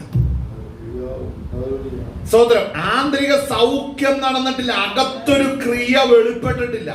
ഇത് എപ്പോഴാ ചെയ്യുന്നതെന്നറിയോ? വചനം പറയുന്നത് നീ ആത്മാവ് നിറയുമ്പോൾ, പഴയ സ്വഭാവം കയറി വരുമ്പോൾ നീ പ്രാർത്ഥിക്കണം, കർത്താവേ ഇത് ഇരുട്ടാണ്, ഇതിൽ നിന്നും മാറണം. ഈ പോരാട്ടത്തിലേക്കാണ് ഇത് വരുന്നത്. ആമേൻ. ചിലർക്ക് ഇത് പറയാൻ പറ്റാത്തതുകൊണ്ട് പുറമെ പ്രകടനമായിട്ട് യേശുവിന് നമ്മൾ വിട്ടുപോ പിശാച് അവിടെ ചിരിക്കും. ഇവന്റെ കാര്യം ഹൃദയത്തിലെല്ലാം അഴുക്കും ഇരുന്നിട്ടാണ് ഇവൻ നാക്കൊണ്ട് പോട്ടെ എന്ന് പറയുന്നത്. അങ്ങനെ പോവോ? ഹൃദയത്തിലെല്ലാം അടിഞ്ഞിരിക്കുകയാണ്, നാക്കൊണ്ട് പറയുക പോട്ടെ എന്ന് പോവോ? ചിലരുടെ പ്രശ്നമാണിത്. ചിലർ പറയുമ്പോൾ ഞാൻ പ്രാർത്ഥനാവീരനാണെന്ന് കാണിക്കാൻ വേണ്ടി നാക്കൊണ്ട് ശാസിക്കും, ഹൃദയത്തിൽ കിടക്കുകയാണ് സാധനം. എന്തുകൊണ്ടാണ്? പരിശുദ്ധാത്മാവിന്റെ കർത്തൃത്വം ഹൃദയത്തിലില്ല. ചിലര് പുറകെ ഇങ്ങനെ ഫാൻസ് അസോസിയേഷൻ പോലെ നടക്കും. അവരുടെ ജീവിതത്തിൽ വിടുതൽ കണ്ടിട്ടില്ല, ആന്തരിക സൗഖ്യമില്ല, പരിശുദ്ധാത്മാവിന്റെ നിറവില്ല. ഒരുവനെ ദൈവം ഉപയോഗിക്കുന്നത് കണ്ടോ, ആത്മാവ് നിറയുന്നത് കണ്ടിട്ട് ഇങ്ങനെ സന്തോഷിച്ച് പുറകെ നടക്കും. മനസ്സിലാക്കണം സ്വന്തം, നീ ആരുടെ പുറകെ നടക്കുന്നോ അവൻ സ്വർഗത്തിലും പോകും, നീ നരകത്തിലും പോകും. യഹൂദന്മാരോട് ഒരിക്കൽ കർത്താവ് പറഞ്ഞു, സഹോദരം നിങ്ങൾ ആരെ പ്രത്യാശിരിക്കുന്നു? മോശയോ? മോശ എന്നോടുകൂടെ പന്തിയിലിരിക്കും, നിങ്ങളെയോ ഏറ്റവും പുറത്തുള്ള ഇരുട്ടിൽ തള്ളിക്കളയുകയും ചെയ്യും. മനസ്സിലാകുന്നുണ്ടോ? എന്തുകൊണ്ടാണ് കർത്താവ്? ഇങ്ങനെയുള്ളവർ അന്നും ഉണ്ടായിരുന്നു. ഇവരെന്തെങ്കിലും പറയുമ്പോൾ മോശയെ മുറുകെ പിടിക്കും, പ്രാർത്ഥിക്കുന്നവനെ മുറുകെ പിടിക്കും, അഭിഷേകമുള്ളവനെ മുറുകെ പിടിക്കും. നീ ശ്രദ്ധിക്കണം, നീ മുറുകെ പിടിക്കുന്നത് മനുഷ്യനെയാ, ദൈവത്തെ അല്ല. നീ ദൈവത്തെ മുറുകെ പിടിച്ചാലേ നിനക്ക് സൗഖ്യം വരത്തുള്ളൂ. ഹല്ലേലൂയ. കരങ്ങൾ മഹത്വപ്പെടുത്തിയാട്ടെ. വായിച്ചിട്ട് അടുത്ത വാക്യം. അവർ ഗൂഢമായി ചെയ്യുന്നത് പറയുവാൻ പോലും ലജ്ജയാവുന്നു. അവയെ ശാസിക്കുമ്പോഴോ സകലത്തെയും കുറിച്ച് വെളിച്ചത്താൽ ബോധം വരും. അപ്പോ ഈ ബോധമില്ല ആർക്ക്? ഇരുട്ടിലിരിക്കുന്നവർക്ക് ബോധമില്ല. അതാണ് എന്ത്? ഈ ബോധം എന്താണ് ഉദ്ദേശിക്കുന്നത്? മകനെ, നീ പാപം ചെയ്താൽ നീ മരിക്കും. പാപം ചെയ്യാതെ വണ്ണം നിന്റെ പഴയ മനുഷ്യൻ കയറി വരുമ്പോൾ, പഴയ മനുഷ്യന്റെ സ്വഭാവം കടന്നു വരുമ്പോൾ നീ അത് ആത്മാവിന്റെ കൃപ പ്രാപിച്ച് അതിനെ ശാസിക്കുമ്പോ എന്നാ പ്രത്യേകത എന്നറിയോ? എന്ത് സംഭവിക്കും? എന്താണോ നിന്റെ മനസ്സിൽ പഴയ സ്വഭാവം കടന്നു വന്ന് നിന്നെ കൊണ്ട് ചെയ്യിപ്പിക്കുന്നത്, അത് നീ ചെയ്യാതെ ഇരിക്കുമ്പോഴാണ് ജയിക്കുന്നത്. അത് ചെയ്യാതെ ഇരിക്കുന്നത് എങ്ങനെയാണ്? അഭിഷേകത്തിൽ നിന്നിറങ്ങി ദൈവത്തിന്റെ ആത്മാവിന് കീഴ്പ്പെടണം. അതിനെ നീ ശാസിക്കണം. അത് ശാസിക്കുമ്പോഴാണ് അത് വെളിച്ചത്താൽ നിനക്ക് ബോധം വരുമെന്നാണ് പറയുന്നത്. അതായത് നീ ചിലതിനെ ജയിക്കുവാൻ തയ്യാറെടുത്ത് ചിലതിനോട് നോ പറയുമ്പോൾ നിന്റെ സ്വന്തം ആത്മാവ് നോ പറഞ്ഞത് നിമിത്തം നിനക്ക് വീണ്ടും വെളിച്ചം വരുവാൻ ഇടയായി തീരും. നിനക്ക് വീണ്ടും സ്വാതന്ത്ര്യം നിന്റെ ജീവിതത്തിൽ വെളിപ്പെടും. വായിച്ചാട്ടെ. ബോധം വരും. ആ. ബോധം വരുന്നതെല്ലാം ബോധം വരുന്നത് എല്ലാം വെളിച്ചം പോലെ തെളിവല്ലോ. കാരണം വെളിച്ചം പോലെ തെളിവല്ലോ. അപ്പൊ വ്യക്തമായി ദൈവം തരും. ഇന്ന് നീ മങ്ങിയും അടഞ്ഞും വ്യക്തതയില്ലാതെ കാണുന്നെങ്കിൽ നീ നിന്റെ പാപത്തോട് നീ നോ പറഞ്ഞ് അത് ചെയ്യാതെ ആകുകയും ആത്മാവിനനുസരിച്ച് ജീവിക്കുകയും ചെയ്യുമ്പോൾ ഇതുവരെ നിനക്ക് മറഞ്ഞു കിടന്ന പലതും വരുന്ന നാളിൽ പരിശുദ്ധാത്മാവ് നിനക്ക് തെളിയിച്ച് കാണിച്ചു തരും. വായിച്ചേ. അതുകൊണ്ട് ഉറങ്ങുന്നവനെ ഉണർന്നു മരിച്ചവരുടെ ഇടയിൽ നിന്ന് എഴുന്നേൽക്കും. കണ്ടോ, ഇതാണ് ഇൻവിറ്റേഷൻ. എന്താണ്? ഉറങ്ങുന്നവരെ ഉണരണം എന്ന് പറഞ്ഞു കഴിഞ്ഞാൽ എന്തുറക്കത്തിന്റെ കാര്യം പറയുന്നത്? ഉച്ചമയക്കത്തിന്റെ കാര്യമല്ല പറയുന്നത്. പിന്നെന്താ പറയുന്നേ? നിന്റെ പാപത്തിൽ നീ മയങ്ങിപ്പോയി, പാപം ചെയ്ത് നീ മയങ്ങിപ്പോയി. ആ മയക്കത്തിൽ നിന്ന് നീ ഉണരണം. നീ ഉണരുമ്പോ എന്താ പ്രത്യേകം അറിയാം? സമമായി മരിച്ചു കിടക്കുന്നവരുടെ ഇടയിൽ നിന്നാണ് നീ ഉണരുന്നത്. കാര്യം പാപം ചെയ്ത് ജയിക്കാത്തവർ, പാപം ചെയ്ത് പാപത്തിന് അടിമപ്പെട്ട് കിടക്കുന്നവരുടെ ഇടയിൽ നിന്നാണ്. പാപത്തിന് എതിരായി നീ ഹൃദയം കൊണ്ട് അതിനെ ശാസിച്ച് ചെയ്യാതെ വരുമ്പോൾ പരിശുദ്ധാത്മാവ് നിന്റെ ഹൃദയത്തിൽ വീണ്ടും പ്രകാശം നൽകും. ആ പ്രകാശ നിമിത്തം നീ വീണ്ടും വീണ്ടും ഉണർന്ന് ദൈവകരത്തിലേക്ക് അടുത്തു വരുവാനിടയായി തീരും. ഈ സ്റ്റെപ്പുകളിലൂടെ പോകുന്നവനെ സ്വർഗത്തിൽ പോകുന്നുള്ളൂ. ഇതൊന്നും അനുഭവിക്കാത്തവന് നിത്യ നരകം മാത്രമേ ഉണ്ടാകത്തുള്ളൂ. ഹല്ലേലൂയ. ഒരിക്കൽ പോലും ജീവിതത്തിൽ ഒരു പാപ സ്വഭാവത്തെ പോലും ജയിക്കാതെ നിൽക്കുന്നവരുണ്ട്. അവര് പറയുന്നു ഉറക്ക കൈയടിച്ചാൽ മതി, ഉറക്ക സ്തോത്രം പറഞ്ഞാൽ മതി, അന്യഭാഷ നിൽക്കാതെ പറഞ്ഞാൽ മതി, പാപമൊക്കെ ചെയ്യാമെന്ന് വിചാരിക്കുന്നവരുണ്ട്. വായിച്ചാട്ടെ. ഉറങ്ങുന്നവനെ ഉണർന്നു മരിച്ചവരുടെ ഇടയിൽ നിന്ന് എഴുന്നേൽക്കുക, എന്നാൽ ക്രിസ്തു നിന്റെ മേൽ പ്രകാശിക്കും. കണ്ടോ, മരിച്ച ഒത്തിരി പേര് അവിടെയുണ്ട്. പാപനിമിത്തം സ്നാനപ്പെട്ട് സഭയ്ക്കകത്ത് വന്നിട്ടും വീണ്ടും പാപം ചെയ്തുകൊണ്ടിരിക്കുന്നവർ ഒന്നും മരിച്ചാണ് കിടക്കുന്നത്. അവരുടെ ഇടയിൽ നിന്ന് നിനക്കുണർവ് ഉണ്ടാകണമെന്നുണ്ടെങ്കിൽ കർത്താവ് വെറുതെ ചെയ്യില്ല. നിന്റെ ഹൃദയത്തിൽ വരുന്ന പാപത്തിന്റെ ബന്ധനങ്ങളെ നീ ശാസിച്ചാലേ വഴിയത്തുള്ളൂ.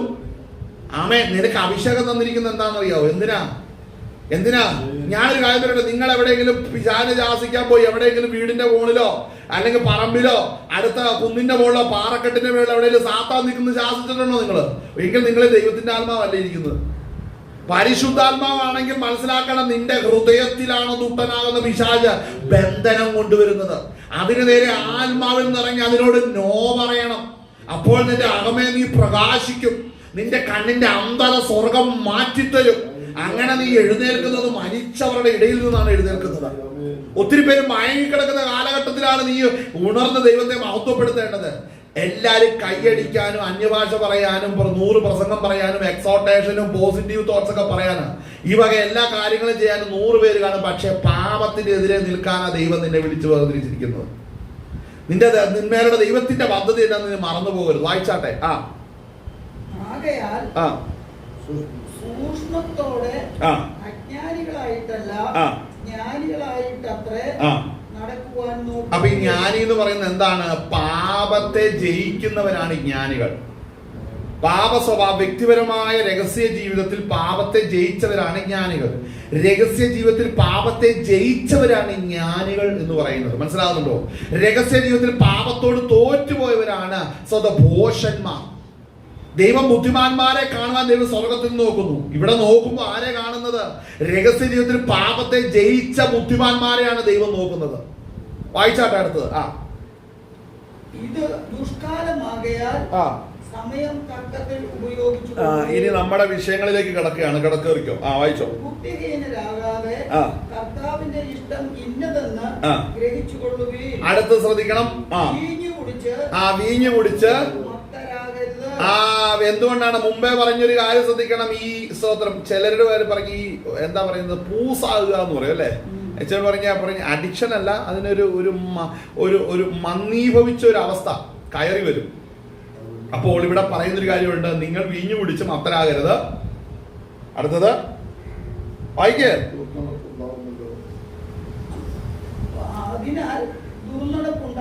ഒന്നുകൂടെ വായിച്ചേ. വീഞ്ഞു കുടിച്ച് മുഴുവൻ വായിക്കേ. വീഞ്ഞു കുടിച്ച് മത്തരാകരുത്,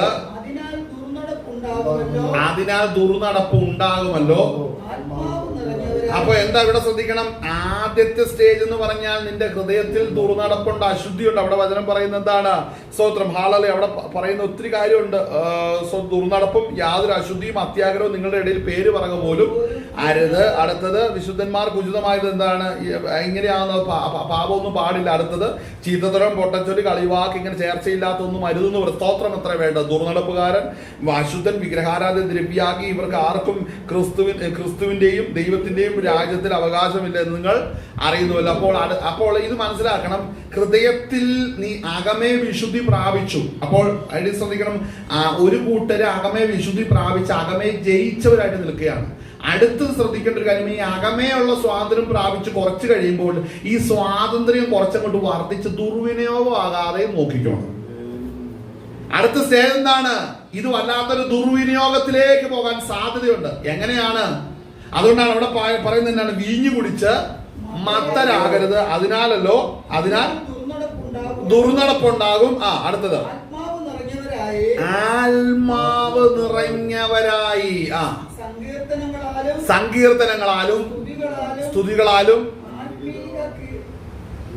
ആത്മീക ഗീതങ്ങളാലും തമ്മിൽ സംസാരിച്ചപ്പോൾ തമ്മിൽ സംസാരിക്കുന്നതിന്റെ ഇടയിൽ സ്തോത്രവും സ്തുതിയും വേണം. തെറിയും ബഹളവും കുന്നായ്മയും പരദൂഷണമല്ല വരേണ്ടത്.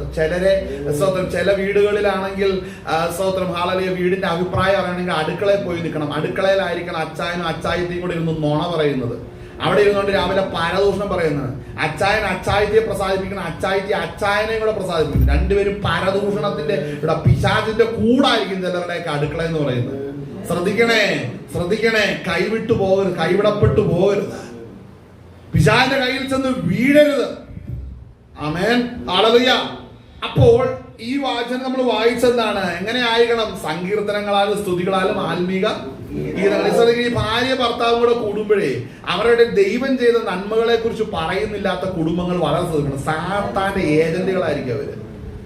ദൈവം ചെയ്യുന്നതിനെ കുറിച്ച് പറയാനില്ല. എപ്പോ നോക്കിയ രാഷ്ട്രീയവും ജോലിയുടെ കാര്യവും നാട്ടിലെ കാര്യവും മറ്റുള്ള വിഷയങ്ങളും കുറ്റവും കുറവും പത്രം എടുത്ത് വായിച്ചാൽ അതിന്റെ കൂടെ ഈ ടിവിയും പത്രവും ഫോണൊക്കെ ഉപയോഗിക്കുന്നത് ശ്രദ്ധിക്കണം. അതിന്റെ അകത്തുള്ള അഴുക്ക് നിന്റെ കുടുംബജീവിതത്തിൽ കൊണ്ടൊന്നും ഇടരുത്. കാരണം എന്നാണെന്നറിയോ? നീ എന്തെങ്കിലും ചെയ്തിട്ട് അങ്ങോട്ട് ചെന്നിട്ട് എന്നാ എന്നെ പിടിച്ചോന്ന് പറഞ്ഞാൽ സ്വീകരിക്കേണ്ടത് അഭയാർത്ഥി കേന്ദ്രമല്ല, സ്വർഗം. അവിടെ ജയിച്ചു ചെല്ലുന്നവർ ഇരിക്കുന്ന സിംഹാസനമാണ്. നിനക്കിരിക്കാൻ പറ്റുന്ന സാധനം താഴെയാണ്. അവിടെ ഒരു അച്ചായനുണ്ട്. എവിടെയാന്ന്? ലാസറിന്റെ വീടിന്റെ, അതായത് ലാസർ കിടന്നതിന്റെ മുമ്പിൽ ഒരു വലിയ വീടുണ്ടായിരുന്നു. ആ വീട്ടിൽ അച്ചായൻ കിടന്ന് അവിടെയായിരുന്നു. ആ അച്ചായന്റെ കൂടെ പോയി കിടക്കാം. അവനെ പോലെ അഹങ്കാരി കാര്യം കാണുന്നില്ല. വായിച്ച അടുത്ത വാക്യം. ആത്മാവ് നിറഞ്ഞവരായി സങ്കീർത്തനങ്ങളാലും സ്തുതികളാലും ആത്മീക ഗീതങ്ങളാലും തമ്മിൽ സംസാരിച്ചും നിങ്ങളുടെ ഹൃദയത്തിൽ കർത്താവിന് പാടിയും കീർത്തനം ചെയ്തും നമ്മുടെ കർത്താവായ യേശുക്രിസ്തുവിന്റെ നാമത്തിൽ ദൈവവും പിതാവുമായവന് എല്ലായ്പ്പോഴും എല്ലാറ്റിനും വേണ്ടിയും സ്തോത്രം ചെയ്തുകൊള്ളുകയും. എല്ലായ്പ്പോഴും എല്ലാറ്റിനും വേണ്ടിയും ചിലരുണ്ട് അവരുടെ വായിൽ ഒരു പാട്ടോ ഒരു ആരാധന ഒരിക്കലും ഇല്ല. ചിലർക്ക് പിന്നെ പണ്ട് സമുദായത്തിൽ കിടന്ന പാട്ടേ വായി വരുള്ളൂ, പുതിയൊരു ഒറ്റ പാട്ടില്ല. ഇത് രണ്ടും പരാജയമാണ്. അടുത്ത് വായിച്ചേ. ക്രിസ്തുവിന്റെ ഭയത്തിൽ അന്യോന്യം കീഴ്പ്പെട്ടിരിക്കും. കണ്ട, ക്രിസ്തുവിന്റെ ഭയത്തിൽ അന്യോന്യം കീഴ്പ്പെട്ടിരിക്കുവിൻ. അടുത്ത വാക്യം ഞാൻ പറയും. ഇനി പോരാട്ടം എന്നുള്ള വിഷയം ഇത് നമ്മൾ വായിച്ചു. ഏതൊക്കെ വിധത്തിലാണ് പോരാട്ടം വരുന്നത്? അകമേ ജയിക്കണം. രഹസ്യ ജീവിതത്തിൽ രഹസ്യ പാപത്തെ ശാസിക്കുമ്പോൾ ദൈവത്തിന്റെ ആത്മാവ് നിന്റെ കണ്ണുകൾക്ക് പ്രകാശം നൽകി നിന്നെ ജയത്തിലേക്ക് കർത്താവ് നയിക്കും. രഹസ്യ ജീവിതം വിശുദ്ധമായി തീരണം. എന്നാൽ മനസ്സിലാക്കണം, പോരാട്ടത്തെ കുറിച്ച് പറഞ്ഞു. ഇനി അടുത്ത ശ്രദ്ധിക്കണം, അടുത്ത വാക്യങ്ങൾ ശ്രദ്ധിക്കണം. ഇനിയുള്ള 3 ഫീൽഡിനെ കുറിച്ച് വേഗം പറഞ്ഞു നിർത്തും. വായിച്ച സ്വന്തം ഭർത്താക്കന്മാർക്ക് കീഴടങ്ങുവിൻ. ക്രിസ്തു ശരീരത്തിന്റെ രക്ഷിതാവായി സഭയ്ക്ക് തലയാകുന്നതുപോലെ ഭർത്താവും ഭാര്യയ്ക്ക് തലയാകുന്നു. ഇവിടെ ശ്രദ്ധിക്കേണ്ട ഒരു കാര്യമുണ്ട്. ഭാര്യമാരെ കർത്താവിന് എന്ന പോലെ സ്വന്തം ഭർത്താക്കന്മാർക്കും കീഴടങ്ങുവിൻ. ഇത് ഭർത്താക്കന്മാർക്ക് ഭയങ്കര ഇഷ്ടമാണ്. പക്ഷെ അടുത്തൊരു വിഷയമുണ്ട്. അടുത്തത് ക്രിസ്തു ശരീരത്തിന്റെ രക്ഷിതാവായി സഭയ്ക്ക് തലയാകുന്നത് പോലെ ഭർത്താവ് ഭാര്യയ്ക്ക് തലയാകുന്നു. അടുത്ത് വായിച്ചോ. എന്നാൽ സഭ ആ. ക്രിസ്തുവിന് കീഴടങ്ങിയിരിക്കുന്നത് പോലെ ആ.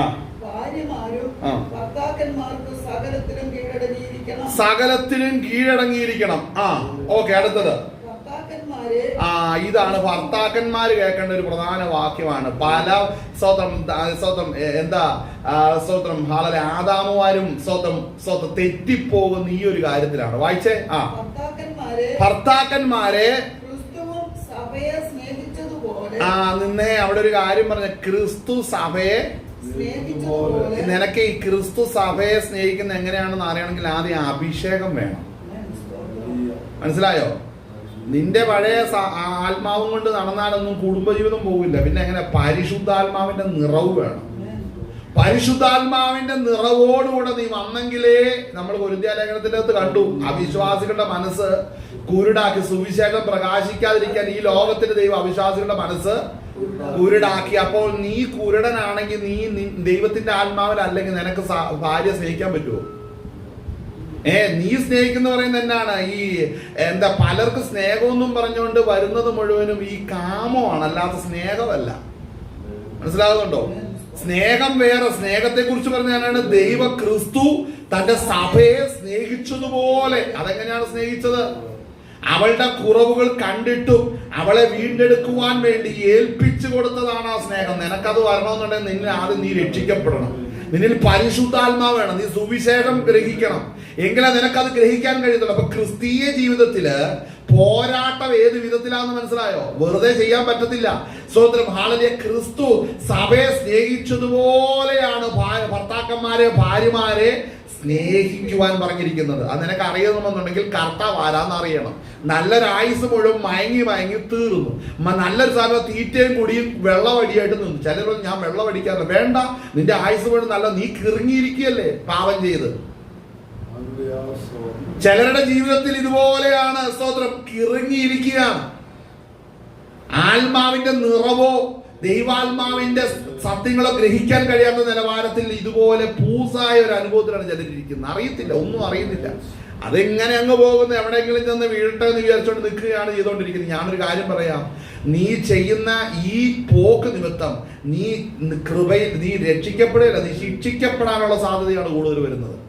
ഞാൻ ആദ്യം പറഞ്ഞു, നമുക്ക് പോരാട്ടമുള്ള ജഡരക്തങ്ങളോടല്ല, വാഴ്ചകളോടും അധികാരങ്ങളോടും ഈ അന്ധകാലത്തിലെ ലോകാധിപതികളും സ്വർലോകങ്ങളെ ദുഷ്ടാത്മ സേനകളോടും അത്രയെന്ന് പറയുമ്പോൾ ഒരു കാര്യം മനസ്സിലാക്കണം. നിന്റെ കുടുംബ ജീവിതത്തെ തകർക്കുവാൻ സാത്താൻ നിന്നെ ഉപയോഗിച്ചിട്ടും നിനക്കത് സാത്താന്റെ പോരാട്ടമാണെന്ന് മനസ്സിലാക്കാൻ കഴിഞ്ഞില്ലെങ്കിൽ നിന്നിൽ പരമായ ബന്ധനം വേറെ ഏതാ ഉള്ളത്? നീ വിചാരിന്റെ കയ്യിലിരുന്ന് ഉപയോഗിക്കപ്പെടുക, നിനക്കിത് പിടികിട്ടുന്നില്ല. നിന്നെക്കാളും വലിയ അരിഷ്ടൻ വേറെ ആരെങ്കിലും ഉണ്ടോ? Hallelujah, hallelujah, hallelujah. മനസ്സിലാക്കണം, പരിശുദ്ധാത്മാവിന്റെ നിറവില്ലെങ്കിൽ നിനക്ക് കുടുംബജീവിതം പരാജയം തന്നെയായിരിക്കും. ഒരു സംശയവും വേണ്ട അതിൻ്റെ. ഹല്ലേലൂയ. വായിച്ചാട്ടെ. അവൻ അവളെ അവിടെ 25-ാം വാക്യം ഒന്നും കൂടെ വെച്ച ഭർത്താക്കന്മാരെ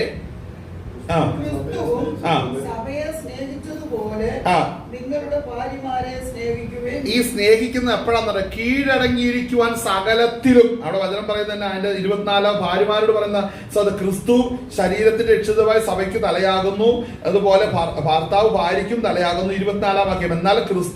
എന്നാൽ സഭ ക്രിസ്തുവിന് കീഴടങ്ങിയിരുന്നത് പോലെ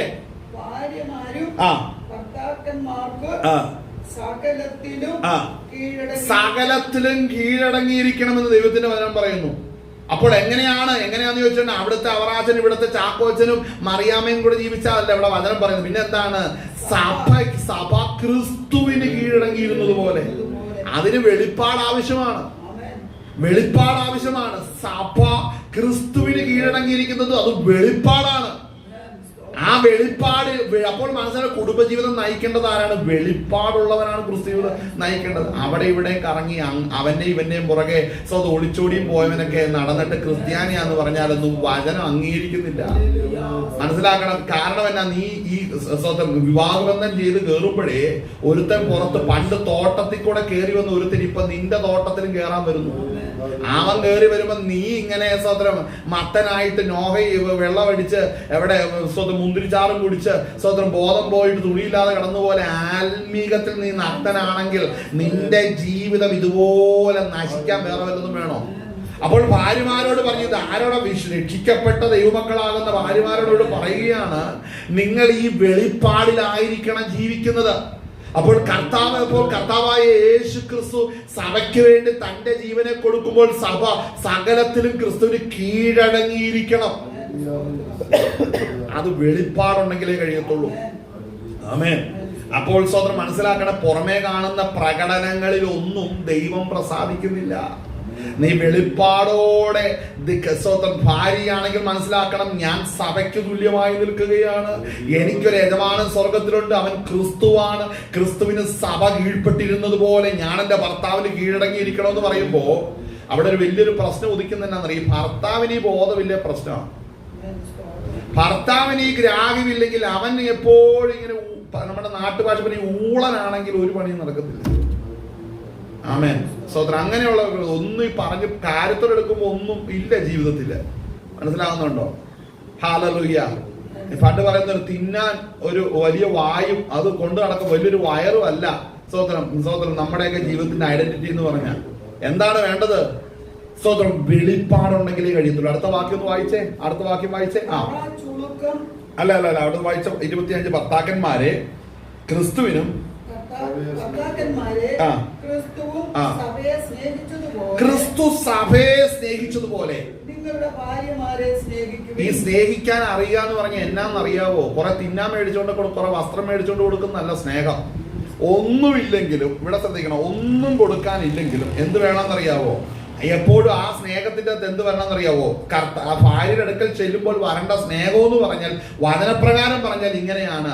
സഭ കർത്താവായ യേശു ക്രിസ്തു സഭയെ സ്നേഹിച്ചപ്പോൾ തന്റെ രക്തം കൊടുത്തുകൊണ്ട് അവളുടെ കുറവുകളെല്ലാം ക്ഷമിച്ചു.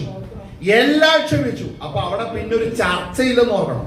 അവളുടെ കുറവ് പറഞ്ഞുകൊണ്ട് ഒരു സംസാരമില്ലെന്ന് ഓർക്കണം. ആ കുറവ് പിന്നെ ഓർപ്പിപ്പിക്കില്ലെന്ന് ഓർക്കണം.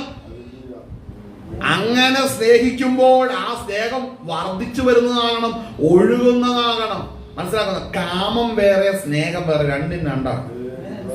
മനസ്സിലാക്കണം. ചിലർക്ക് ഇതല്ല, ഈ കന്നിമാസമായ പോലെ ചിലത് തോന്നുന്നു, അതല്ല സംഭവം. പിന്നെ എന്താണ് വേണ്ടത്? ആത്മാവിൽ നടത്തപ്പെടണം. ഇതിന് ഭർത്താക്കന്മാർക്ക് വേണ്ടതും വെളിപ്പാടാണ്. ക്രിസ്തുവിനെ അറിയണം, സഭയെ അറിയണം. ഇത് രണ്ടും അറിയാത്ത ഭർത്താവും ഭാര്യയുമാണ് ഇന്ന് ഡൈവോഴ്സിന്റെ പുറകെ നടക്കുന്നത്. മനസ്സിലാകുന്ന ആരാ പുറകെ നടക്കുന്നത്? ഇതിന്റെ പുറകെ നടക്കുന്ന ആരാണ്? ഇതിന്റെ വില എന്നാന്ന് അറിയാൻ മേലാത്തവർ തന്നെ ഡൈവോഴ്സ് ആകുന്നത്. അതിന് മുന്നമേ ബന്ധം ചെയ്യുന്നതിന് മുമ്പേ ആത്മീകരാകണം. ആത്മീകർ തമ്മിൽ ബന്ധപ്പെടണം. ആത്മീകര് തന്നെ ആയിരിക്കണം ബന്ധം വരുന്നത്. അങ്ങനെ ആത്മീകരായി ക്രിസ്ത്യ ജീവിതം നയിച്ചു മുന്നേറണം. ഇതാണ് ദൈവം ആഗ്രഹിക്കുന്നത്. അപ്പോൾ ആ അനുഭവത്തിൽ പോകാൻ കഴിയുന്നില്ലെങ്കിൽ ഏതൊരു സാഹചര്യത്തിലും ശ്രദ്ധിക്കണം, ക്രിസ്തുവിന് ഇടം കൊടുക്കണം. ഭർത്താവ് ഒരു പ്രശ്നത്തിലേക്ക് വന്നു കഴിയുമ്പോൾ, കുടുംബത്തിലെ പ്രശ്നം വരുമ്പോൾ ഉടനെ അന്വേഷിക്കേണ്ടത് എന്താണെന്നറിയാവോ?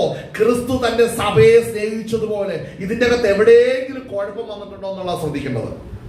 അവിടെ ആ കുഴപ്പം വന്നില്ലെങ്കിൽ ഒരു കാര്യം മനസ്സിലാക്കണം, നീ വെളിപ്പാടോടുകൂടെയാണ് പദ്ധതി ആരംഭിക്കുന്നതെങ്കിൽ കർത്താവ് ബാക്കി കാര്യം ചെയ്തിരിക്കും. ഈ മിക്ക കുടുംബജീവങ്ങൾ തകർന്നു പോകുമ്പോൾ ദൈവകരം ഒട്ടും സ്പർശിക്കാത്തതിന് കാരണം എന്നാണെന്നറിയുമോ? നിന്റെ തുടക്കവേ ശരിയല്ല, പിന്നെ നീ ഒടുക്കത്തിൽ കിടന്ന് കാലഘട്ടന്റെ കാര്യം. നിന്റെ തുടക്കം ദൈവ വചനപ്രകാരമല്ല, വെളിപ്പാടിലല്ല നിൽക്കുന്നത്. അതുകൊണ്ട് നിന്റെ ഒടുക്കവും ദൈവം നിൽക്കുന്നത്. നീ കരഞ്ഞ് നിലവിളിച്ച് ദൈവം നോക്കിക്കോളും എന്നൊക്കെ പറയുന്നത്, നോക്കുന്നത് തോട്ടത്തിൽ കയറി ഒരുത്തന്നെ, അവൻ ഇപ്പോഴും നോക്കിക്കൊണ്ട് തന്നെ ഇരിക്കുന്നത്. അത് കർത്താവല്ല. അത് അറിയണമെന്നുണ്ടെങ്കിൽ പുസ്തകം വായിക്കണം, അല്ലേ? അവിടെ വായിച്ച അടുത്ത ഭാഗം വായിച്ചാട്ടെ.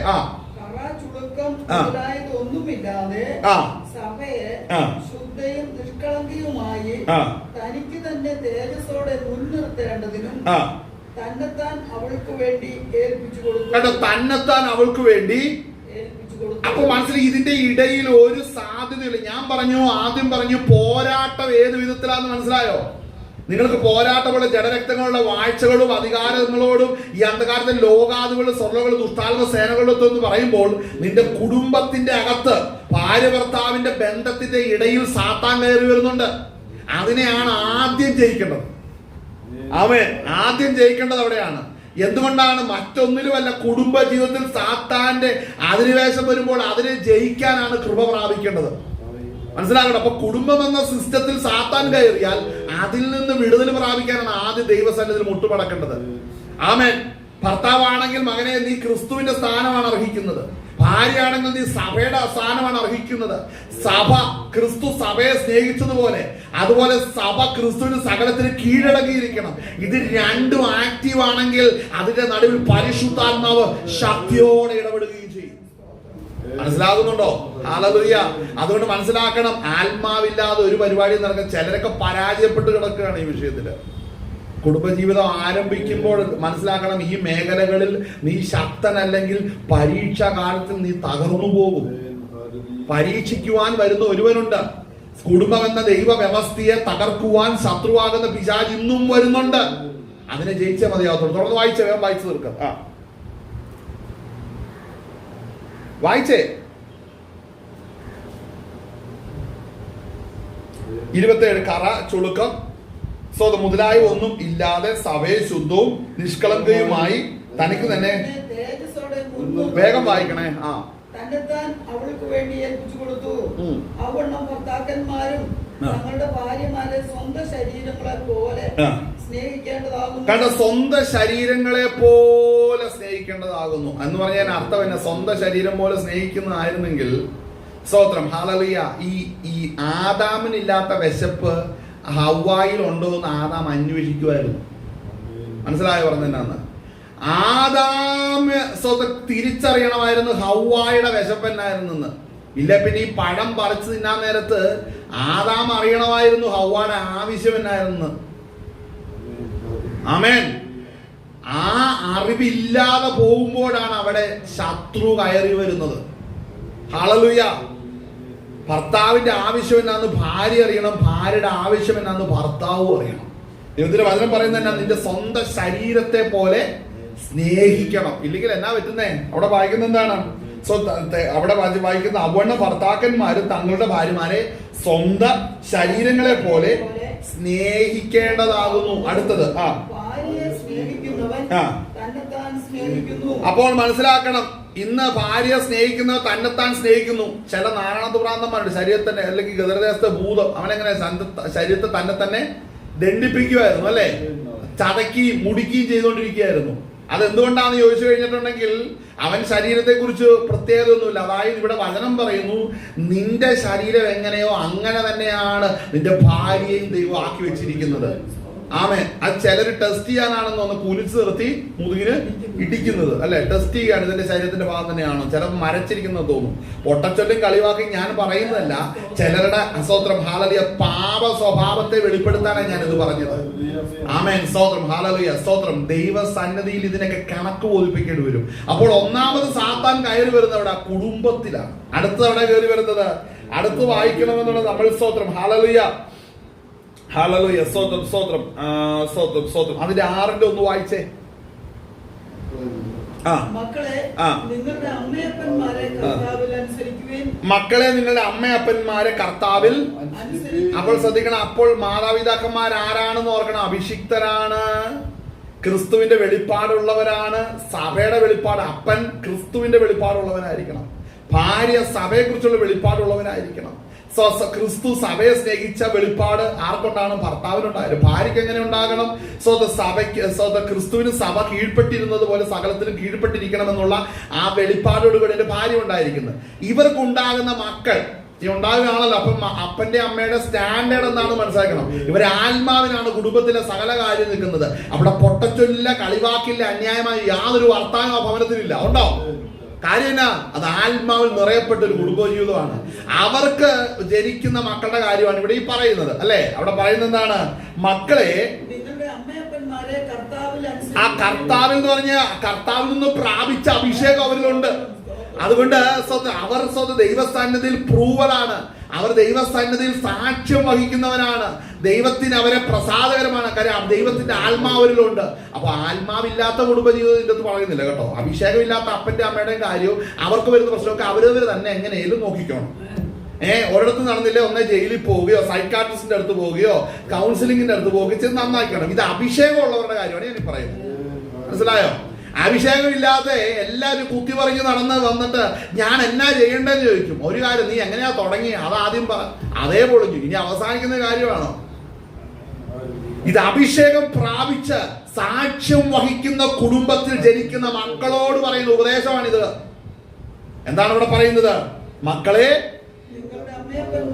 നിങ്ങളുടെ അമ്മയപ്പന്മാരെ കർത്താവിൽ അനുസരിക്കുവിൻ. കർത്താവിൽ അനുസരിക്കുവിൻ എന്ന് പറയുമ്പോൾ അതിൻ്റെ അകത്തൊരു ഇടർച്ചയില്ല.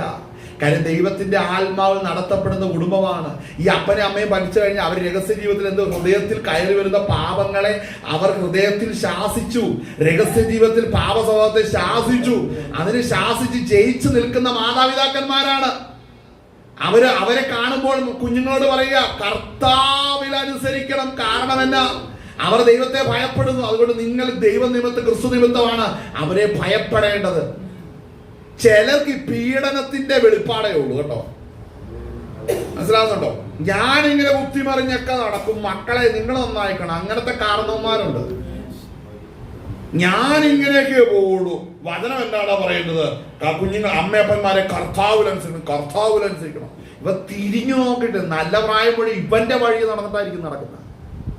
മനസ്സിലാവുന്നുണ്ടോ? അങ്ങനെയുള്ളവരുടെ കാര്യം അതൊക്കെ ശിക്ഷിക്കപ്പെടും. എപ്പോഴാ? ഇവിടെ സുഖമായിട്ട് ജീവിക്കും. ഈ ശരീരം വിട്ട് നീ അങ്ങോട്ട് ചെന്ന് നിന്റെ മേലുള്ള ചാർജ് ഷീറ്റ് വായിക്കുമ്പോൾ നിന്റെ ഏപ്പാടി പോകുന്നു.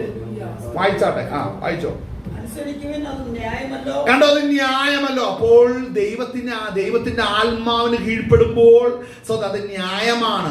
ആത്മാവിൽ കീഴ്പ്പെട്ടു നിൽക്കുന്ന പിതാവിനും മാതാവിന്റെ മക്കൾ ആത്മാവിൽ നടത്തപ്പെടും. അപ്പോൾ ചില മക്കൾ ആത്മാവിൽ നടക്കുക, അപ്പനും അമ്മയും കൃപയിലല്ലെങ്കിലോ അത് ദൈവം നോക്കിക്കോളൂ, ശരിക്കും നോക്കിക്കോളൂ. വായിച്ചോ. നിനക്ക് നന്മയുണ്ടാകുവാനും ഭൂമിയിൽ ദീർഘായുസ്, നിത്യജീവനല്ല ദീർഘായുസ്. ദീർഘായുസ് ഇരിക്കുവാനും നിന്റെ അപ്പനെയും അമ്മയും ബഹുമാനിക്കുക എന്നത് ആദ്യ കൽപ്പനയാകുന്നു. അപ്പോൾ അപ്പനും അമ്മ എങ്ങനെ ആയിരിക്കണം എന്ന് ചിന്തിച്ചോളം കേട്ടോ. ആമേൻ, സ്തോത്രം, ഹല്ലേലൂയ. എന്നെ നീ അനുസരിച്ചില്ലെങ്കിൽ നീയൊക്കെ തട്ടിപ്പോകും എന്ന് പറയുന്നവരുമുണ്ട്. ഇവരാരാന്നും കൂടെ നോക്കണം. ഇതുവരെ അഭിഷേകം പ്രാപിച്ചിട്ടില്ല. ക്രിസ്തുവിനെ കുറിച്ചുള്ള വെളിപ്പാടോ സഭയെ കുറിച്ചുള്ള വെളിപ്പാടോ രഹസ്യ ജീവിതത്തിൽ പാപത്തെ ജയിക്കുകയോ അവരുടെ നാവിൽ നിന്ന് വരുന്ന എല്ലാ ശ്രുതികൾ കേട്ടറിയാവോ ആകാം മുഴുവനും വെടക്കും നാറിയിരിക്കുക എന്ന് മനസ്സിലാവും. അവരും പേടിപ്പിക്കും പിള്ളാരെ. വചനം എന്നാടാ പറയുന്നത്? നിനക്ക് ദീർഘായുസ് ഉണ്ടാകും, നിന്റെ അപ്പനും അമ്മയും ബഹുമാനിക്കും. പോടാന്ന് പറയാൻ പറ്റത്തില്ല. കാര്യം ഇത് ദൈവത്തിന്റെ പദ്ധതിയാണ്, അല്ലേ? നിനക്ക് ദീർഘായുസ് ഉണ്ടാണ്, നീ നിന്റെ അപ്പനും അമ്മയും ബഹുമാനിച്ചോ, കുഴപ്പമൊന്നുമില്ല, ഒരു വിഷയമില്ല. ദീർഘായുസോട് കൂടെ നീ ഇരിക്കും. നിത്യജീവൻ വരണമെന്നുണ്ടെങ്കിൽ സ്വർഗത്തിലേക്ക് നോക്കിക്കും.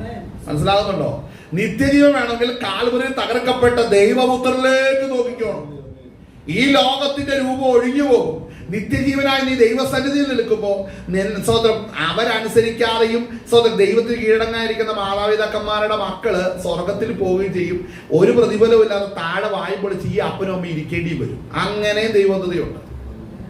ഹല്ലേലൂയ. അതുകൊണ്ട് ഇതൊക്കെ മനസ്സിലാക്കണം. ഇതൊക്കെ നമ്മൾ ഇവിടെ കൊണ്ട് തീരുന്ന ഒരു കാര്യത്തിനല്ല നമ്മൾ വന്നേക്കുന്നത്. വായിച്ചോ, വേഗം വായിച്ചോ. കണ്ടോ? നിങ്ങളുടെ മക്കളെ അപ്പൊ പിതാക്കന്മാരാരാണ്? അപ്പൊ വീട്ടിൽ പ്രശ്നം ഉണ്ടാക്കുന്ന അപ്പന്മാരാണെന്നാണോ? അങ്ങനെയാണോ പറയുന്നത്? ഞാൻ പറയും, ഒരു ഭവനത്തിൽ ഒരു പിതാവ് നേരെ നിന്നാ കുടുംബം ഉറയ്ക്കും. മനസ്സിലാകുന്നുണ്ടോ? അല്ലാതെ വീട്ടിലെ അമ്മ ഉറച്ചു നിൽക്കണമെന്നല്ല പറഞ്ഞത്. വചനം പറയുന്നത് വീട്ടിലെ അപ്പൻ ആദ്യം ഉറയ്ക്കണം. ഇവനൊരിക്കലും സ്ഥിരത വന്നിട്ടില്ല, ഒന്നിലും സുബോധമുണ്ട്. ഒരു തീരുമാനം എടുക്കാൻ പറഞ്ഞിട്ടുണ്ടെങ്കിൽ വാഴ വളയുന്ന പോലെ വളയും. അങ്ങനെയുള്ളവരുണ്ട്. ജീവിതം മുഴുവനും എന്തുകൊണ്ടാണ് അവൻ ഇപ്പോഴും ആ ഭീരുത്വത്തിന്റെ ആത്മാവിന് കീഴിലിരിക്കുകയാണ്. ദൈവത്തിന്റെ ആത്മാവിന് കീഴ്പ്പെട്ടിട്ടില്ല. അപ്പോൾ മനസ്സിലാക്കണ, ക്രിസ്തുവിനെ കുറിച്ചുള്ള വെളിപ്പാട്, സഭയെ കുറിച്ചുള്ള വെളിപ്പാട് ഉണ്ടായിരിക്കണം. ഇല്ലെങ്കിൽ ഇതെല്ലാം വലിയ പരാജയത്തിലേക്ക് വരും. വായിച്ചാട്ടെ. കോപിപ്പിക്കാതെ കർത്താവിന്റെ ബാലശിക്ഷയിലും കർത്താവിന്റെ ബാലശിക്ഷയിൽ വരിക എന്ന് പറഞ്ഞാൽ ഇച്ചിരി കൂടെ മനസ്സിലാക്കണം. ഉപദേശിച്ച് വചനപ്രകാരം അവരെ വളർത്തണം. അത് മാത്രമല്ല, നമ്മൾ എബ്രായ ലേഖനം വായിക്കുമ്പോൾ സ്തോത്രം അതിന്റെ അകത്ത് ഈ ബാലശിക്ഷയെ കുറിച്ച് പറയുന്ന ഒരു ഭാഗമുണ്ട്, അല്ലേ? അതിന്റെ